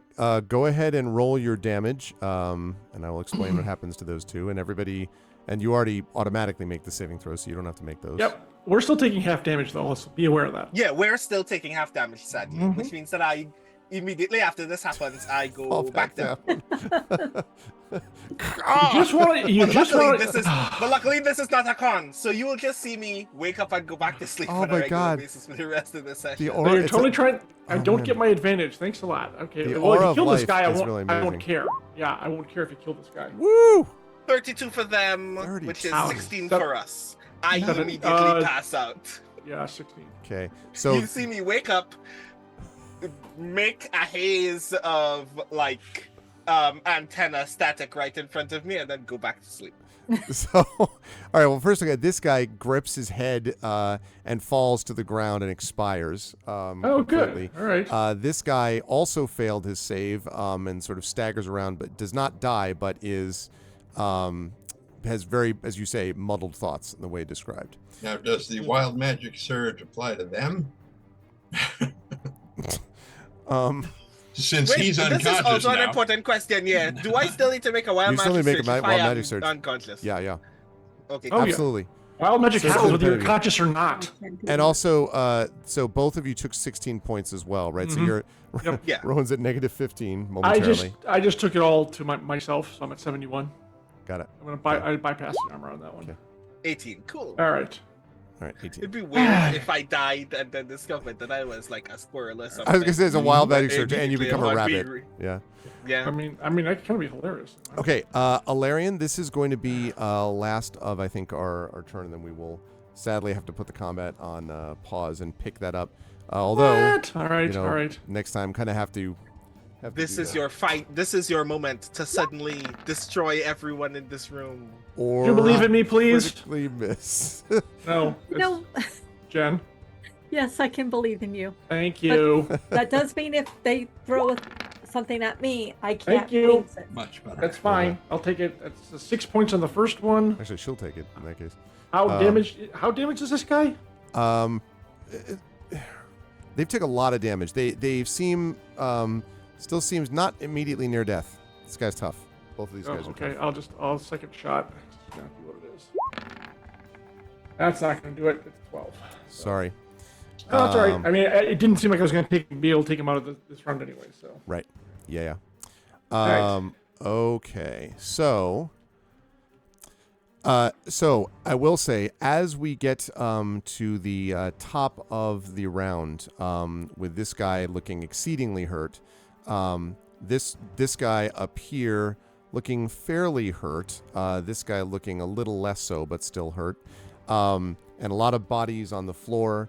You hear now not only explosions, but the sound of horns, as of rally horns, blasting outside the structure in which you stand. And that is where we're going to bring our session to a close. What does that mean? He said doubtfully. What could that be? What will occur? We shall see. I didn't mean to rhyme, but that worked out. In the middle of combat. In the middle of combat, I know. I would not normally do this, but I do have kind of a little bit of a time constraint tonight, and Yep. and I mean, honestly, the priest going down in the immediate, like literally before the combat even began, was very interesting. Other than that, Warned him. say again. Yeah, no, you did. I warned him. You absolutely. I mean, he has no one to blame but himself, and the person who mind controlled him. Or if he was still alive, exactly. Yeah, he said, many life choices that have been mistakes. So, but this is obviously a major fight, which people did some very good work in, and we're in the process first of having to kind of escape elsewhere. So far, Jayla is still alive. So far, the King's Citadel is alive-ish, except for Rowan right now. But They'll get better. you've got, they'll get better, exactly. You've gotten a lot of, so far there's been a lot of damage inflicted on this crew, a lot of spell slots used, but you are gradually, inch by inch, making your way out of this doom area with this city under siege. So we will see how that continues. I will begin with Brandon on the right. Rowan, first of all, Brandon, I'm looking forward. I know you have to go get some sleep, so I'm glad you're going to go do that. But some wall of fires, very good use of synaptic static there. That was a clever use of sort of manipulating sorcery. I love, one of the great things about the sorcerer is being able to sort of weave in and out some ideas. I'm going to use sorcerer points to do this, use a slot to get sorcerer points so I can do the other thing. That's really the point of having a sorcerer, is the kind of flexibility that the magic class provides. So that was very cool. And also, I also liked the moment. It was a small one because this was mostly combat oriented, not RP tonight. But I did like the moment as well between you and Jayla asking that thing about, trying to make a joke with her, trying to kind of like, and again, she wasn't offended, but sort of this moment passing between them about this religious leader at the age of 11 and Rowan, who's very much the opposite of that, right? And sort of this encounter between them, I thought was really interesting. Side note, not a big thing because of combat was such a big deal, but I want to mention it. How'd you feel about today, and where will the lovely folks find you next, Brandon? This was actually pretty cool. We've gone back to Rowan just being dead. So this is fun. I've realized something in hindsight now that, like, because I haven't, like, very heavily interacted with my sorcery points in this way since, like, the last time we were still stuck in a combat several sessions in a row. And the very interesting metaphor just materialized in my brain that Rowan is literally reloading a revolver full of magic every time every time I spend a sorcery point for every time I spend a spell slot for a sorcery point. And that's actually very convenient sometimes, which is kind of ironic considering I'm also relearning that one of the things that I like about Rowan as a character is whenever one singular bullet doesn't solve the problem, Rowan will immediately default to how can I get 2 or 3 people to die all at once? Even if it means I need to die alongside them. And this room is the worst room for that to happen. This room is my cursed room. And you're gonna learn that still doesn't bother Rowan Shallow. So I'm very sorry for everyone. Ilarian, you are very resilient and I trust you. It was worth it. So It was very worth it. Yeah. As for that scene earlier with the Keeper of the Silver Flame, I think one of the things that I know for a fact about Rowan is, despite the fact that Rowan is a scoundrel and doesn't actually resemble a lot of noble people in the world on a regular basis, one of the things in this world Rowan thinks is kindred with most other people is there are lots of young people who do not get the opportunity to be young. Yeah.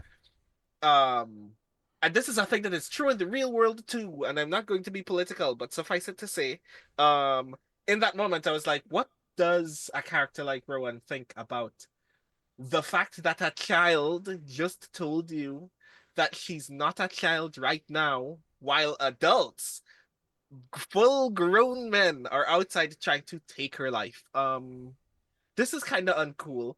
So suffice it to say, this is going to be a narrative beat that I'm going to revisit when we are no longer fighting. Yeah. Because one of the things that I think is accidentally being revealed in the overall story of Eberron is a lot of people do not deserve to be in the positions that they're in. And there are ways that they can no longer be in those places. Like a lot of adults have the opportunity to just decide that they are no longer going to be cruel or stupid. And they're just not making that decision. But the Keeper of the Silver Flame has no choice. And somebody needs to give her the choice to be a child at some point. Yeah. So yeah, me and somebody are gonna be jealous parents at some point. Yeah, no, just it's encouraging true. her to dance in muddy puddles or some shit. So that's going to be delightful. Quick note about that. Yeah, I mean, we've like this campaign in general, which is, you know, does what it says on the tin. It is in a lot of ways a tale of war, and it shows you a bit of what happens to so many people that are on the edges of it or directly attached to it or connected to it, not just even the people who fight it, political leaders, all the way down to people who are just collateral damage in quotes, right? Sort of by the side. So yes, I saw those beats too. Where will the folks see you next, Brandon? God, what's happening in my life again? I am so tired, y'all. Hi everybody, I'm Brandon O'Brien. I'm a poet, writer, and game designer from Trinidad and Tobago. You can find me almost everywhere on the internet at The Rising Tides, and on my website that is also my newsletter at brandonobrien.xyz. Very soon in person, if you're gonna be at Niagara Falls, the New York side, and apparently not the Canada side, I will be at the World Fantasy Convention doing literally, as far as I know, one thing, which is hosting the my speculative open mic for the 3rd year running at World Fantasy. It's the thing that gives me the most joy at cons. So if you're gonna be at Niagara Falls and you have a poem or want to write a poem and then read the thing, I think that would be really rad. And then immediately after that, as in I get back to Trinidad, we'll have to sleep in the airport for 16 hours and then immediately leave on another flight.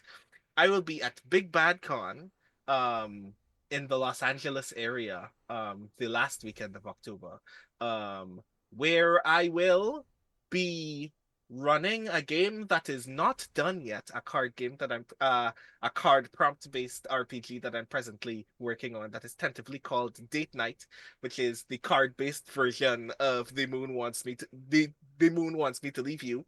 So if you want to go on a date with a monster and see if she still likes you, that's a thing that I'll be testing out at Big Bad Con. So I hope that that goes very well. I'm very grateful that Big Bad Con just made their statement earlier this Oh, they did. I morning. didn't see that. Okay. Made their anti-Zionism statement just at the cusp of potentially being subject to a boycott. So I'm very grateful that they have met the boycott's demands.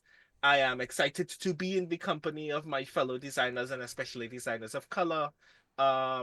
And I hope that if you are going to be in the area, even if you are not an RPGer, that we get to actually say hi, because so many people are in this area that I don't ever get to meet. A Hamtren, and I would like to solve that problem at some point.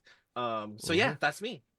Good stuff, Brandon. And yes, and again, for those who missed the announcement at the beginning, all of Marie, myself, and Brandon will be in Niagara Falls, and so we will be doing an Eberron Oracle of War session from there. Three of us joining the three lovely people who will still be remote, Jen, John, and Tren, on that night. So it's going to be a good time, Saturday the 19th. Thanks, Brandon. All of us huddled around the ARV box. I have no idea what that's going to look like yet, but I we're going to make it look as setup, hilarious as possible. Yeah, I have a setup. It'll make it better than you think. I think it won't be quite as huddled as we might imagine, but very excited for that. Knowing this does not discourage me from trying to make it seem huddled. Yes, I'm very excited for that. Thank you, Brandon. Good stuff tonight. Jen, good work as well, of course. The Aura of Life, as usual, coming up clutch. Big one on this, plus some of the various heals. You were the focus or the target of wrath and continue to be.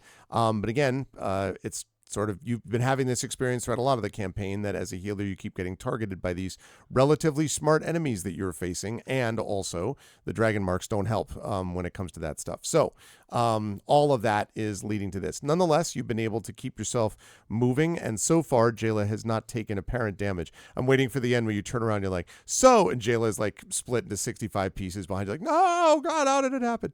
No, I'm just kidding. Jayla has not taken damage so far. I would be very, very put out. Yeah, absolutely. No, she has not taken any damage yet. So far so good on that score, but a lot of your people are taking some major hits to try to hold these people off. How'd you feel about tonight? Where will the fine folks find you next?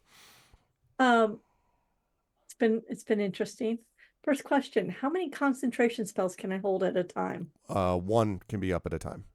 Okay, that's good to know. There was an artifact level item called an Ioun Stone, which would allow you to hold a concentration. Yeah.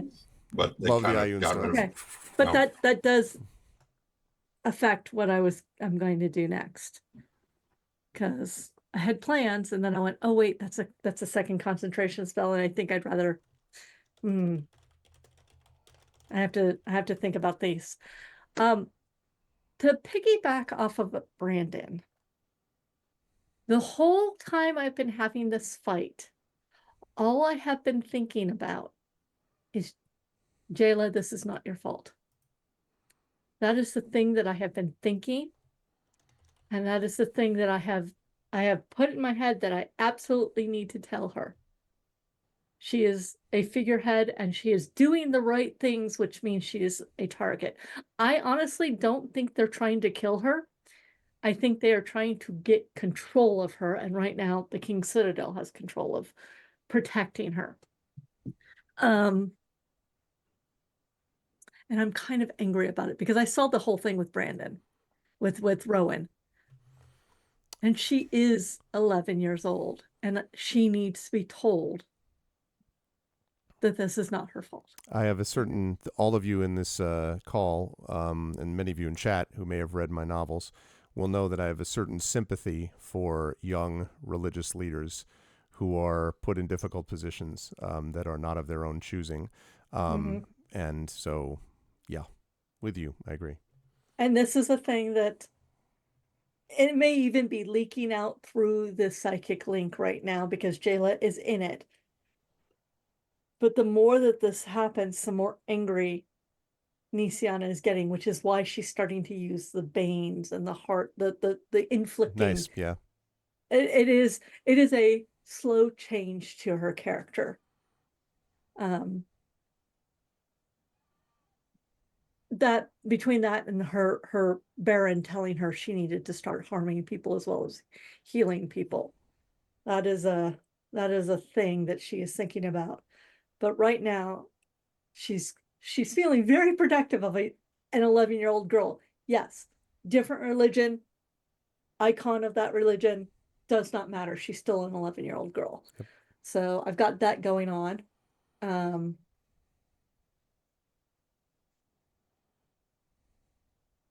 Got some choices to make. I'm looking at some spells going, oh, is she gonna do that? Oh, that's a lot more. That's necromancy. That's a lot more necromancy. Oh, that's really gross.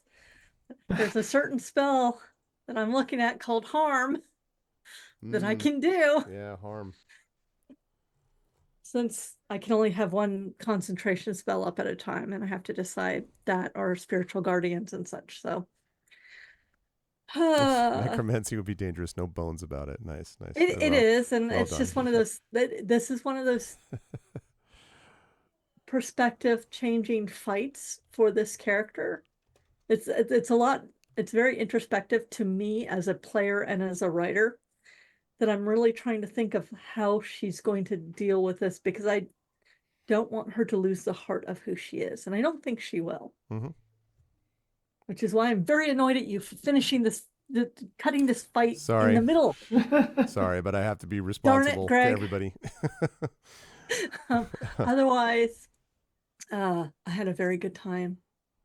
I am missing Marie because, it's Marie.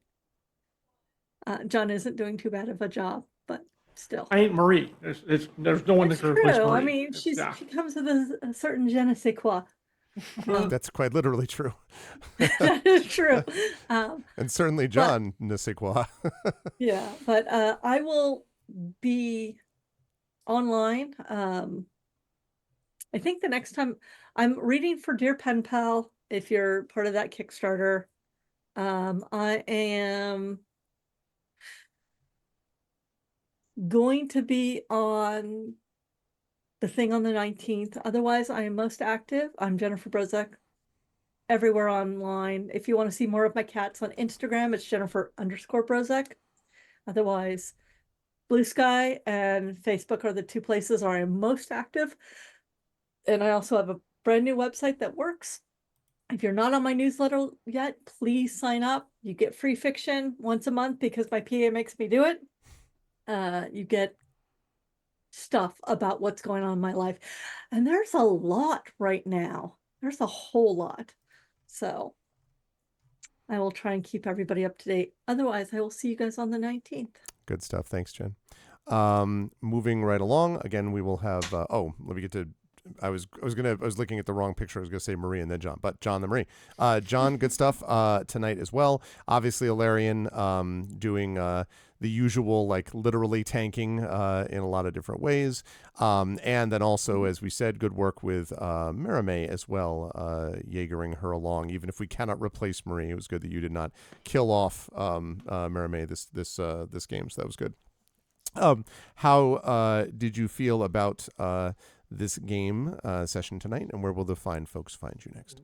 So once again, and I think I deserve credit for this, although it's primarily because they were trying to geek the healer, Mirame got through this combat with 0 damage.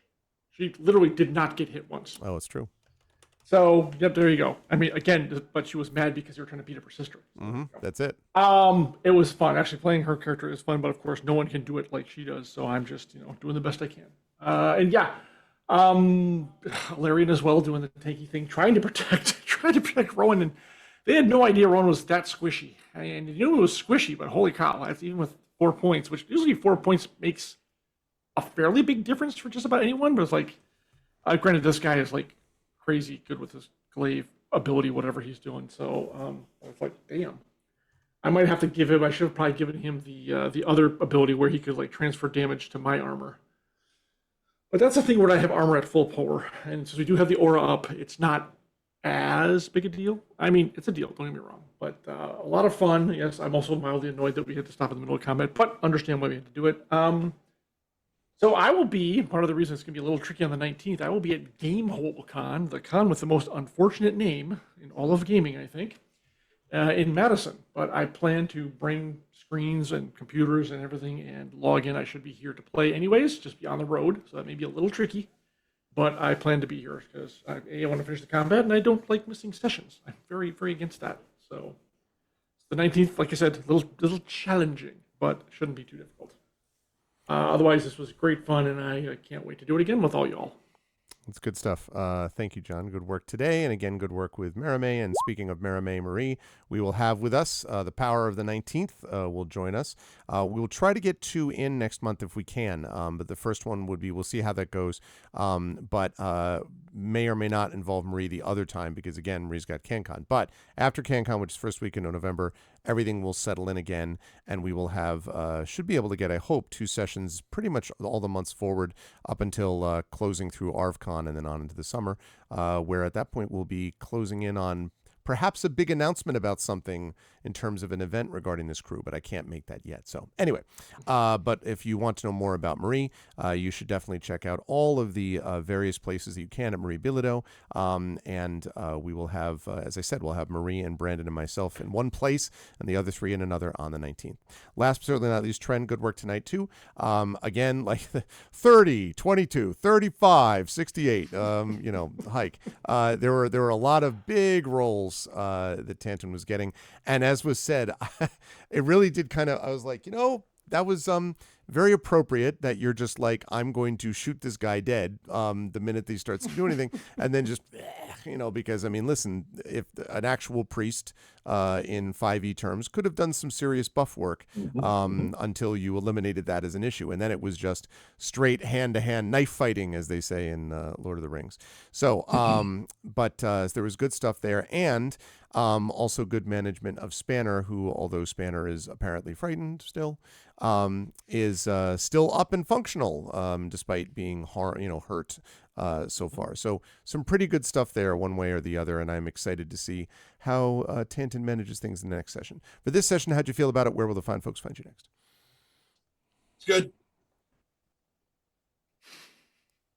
I'm delighted that we cut in the middle of the fight. I think it's fantastic. Sorry. Responsibilities. I'm sorry. Yeah, Well, this gives you more time to put together your sound booth. So, Yeah. Yeah. And I don't know what I did to my right leg, but where the ball and socket joint, where your femur joins in with your pelvis, it's like a caltrip has gotten caught in there now. Oh. And so it's like when I'm like walking, it's like, but if I walk for just a few minutes, it fades pretty fast. So I'm like, okay, something has gotten tweaked in there and it just needs to I just need to stretch it out a little bit and it's fine. It's just when I sit here for a few minutes that it starts to, oh no. It'll be. Do you have a standing? Don't you have a standing desk? Did I dream that? This is a standing. This is a standing desk, but it doesn't help you. He just never stands. Well, no, I've seen him stand. Yeah, I've done it. I do it a lot when we have like our 8-hour, the big thing. Like yeah, that's what I was wondering. I was just curious. Yeah, okay. And I do. And now that I don't have the portable sound booth here, because if I were to hit level 4 and this thing were to go up to right, it would hit that and knock it over. But now that it's not here, there's nothing to block it except for the fact that I've got like 800 pounds of books sitting on this thing, because every now and again I have to grab one of them off the pile and say, and so it's like, because I don't have a bookshelf here. So I don't have anywhere to put these things. Anyway, so where will people see me next? I don't know. I have no idea. But certainly you'll see we will see Tren on the 19th, one way or the other, if not before then, of October. Okay. Right. If not before then. And in that case, that means that after this we're done, I can go and shave and get all this crap out of my face. Oh yeah, I was getting to the point. We'll have time to grow back. This is the point typically where you start to get annoyed with it. Was somewhere around here. So yes. Yep. It was great work, though, from everybody today. I am very excited for what happens next and the aftermath, what happens after this combat. But I want to thank the amazing people in Infinity and Beyond. Can I get the chat some love for Trent Sparks, for the absent but not from our hearts, Marie Bilodeau will be back next month, for John Helfers, for Jennifer Brozek, and Brandon O'Brien. As always, crew, wonderful work to the King Citadel, and I will see you folks next month. Bye for now. Bye. All right, so that is going to do it, folks, for us for this evening. Normally, we would stop around now, and then we'd have intros and outros and be going a little bit later on. But not today, because I got to go make sure that my kid gets to bed. We had a little bit of a change around in terms of scheduling. So I do not like to stop in the middle of combat either, but that was just kind of the way things worked out in this particular case. So if, on the other hand, but not on the other hand, if you liked what you saw and heard, I hope you will follow the channel. I hope you will check out our YouTube with !ArvTube. Discord is !ArvCord. Twitter is !ArvTweets. The website, arvinelleron.com, !ArvTalk for the TikTok as well.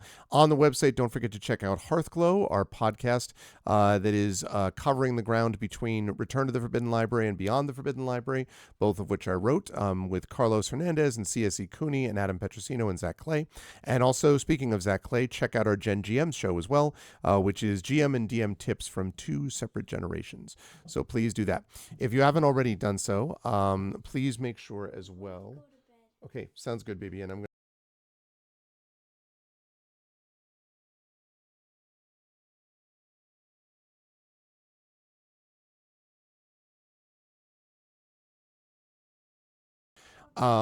so let me see.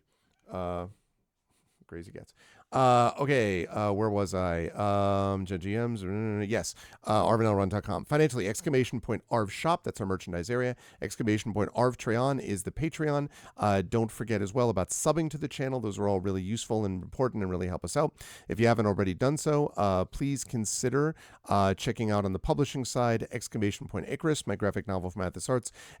!Library, my Tales and Tomes, The Forbidden Library, that's my 5e adventure and sourcebook from Alligator Alley Entertainment, and Greyshade, my Grey Assassin trilogy from Athos Arts, Greyshade, Renegade, Heretic. You can get at that link. You can get the audiobook of Greyshade from our very own Trent Sparks. You can get as well pre-order the tabletop role-playing game of Greyshade. One of the reasons I'm sorry to say that Brandon O'Brien has been up so much is doing all that amazing work, but you can get that at that link too. Again, with !Greyshade, you can pre-order that now. We'll be out late this year, early next year. And as always, !BLM, Black Lives Matter, important to affirm and assert the significance and importance of Black lives. Help Now, the World Health Organization page on suicide and prevention. Very important to reach out to others when you need help and reach out to others when they need help as well. And Ukraine, UKRAINE, to help the people of Ukraine as they fight back against an illegal and illegitimate war with bravery and courage. And send the message we will do so for others in that situation in the future. No raid today. I got to get going. Thank you all so much. I will be back on Tuesday with Beowulf, Age of Heroes with Tari Tunes, and more of this campaign and more stuff in general. Star Wars TTRPG debut, other things happening next month as well. Thank you to my wonderful mods, Drew the Damager, Prince Justin, the Rising Tides, best mods in the business. Thank you to Triffit for being here earlier as well. Thank you to my Patreon supporters and subscribers, Drew, Prince Justin, Crit Twitch. Thank you to my viewers. Thank you to B Trader, to Black Fury, Dragon Spear, who was lurking but also was an awesome mod, and Patreon supporter, etc. Thank you to Gon Eden. Thank you to Jagtress, Light and Passion, Mrs. Dunsel, and Nonstop, also subs, also lurking. Thank you to Radio Johnny Panda and Trending as well. And special thanks again to that Infinity and Beyond crew. Thank you to John. Thank you to Jen. Thank you to Trend. Thank you to Brandon for being awesome. That's it for me. Much love, everybody, and everyone be good to each other. I'll see you folks on Tuesday as we move into the month of October. Until then, everyone be good to each other, and have a good night.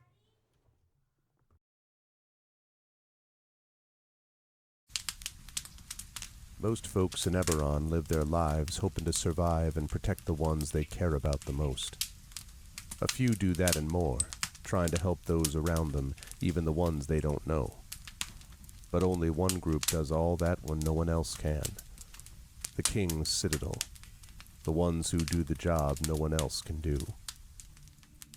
Elarian, the Shield. A star-forged Aegis whose strength lies in their shield, their armor, and their will to keep the Citadel and its mission safe. Merime, the sword. A Kalashtar bard whose dreams have grown more troubled, the sight of her future grown more dim, but whose skill in battle, wisdom in counsel, and love for her sister and the citadel has grown even stronger.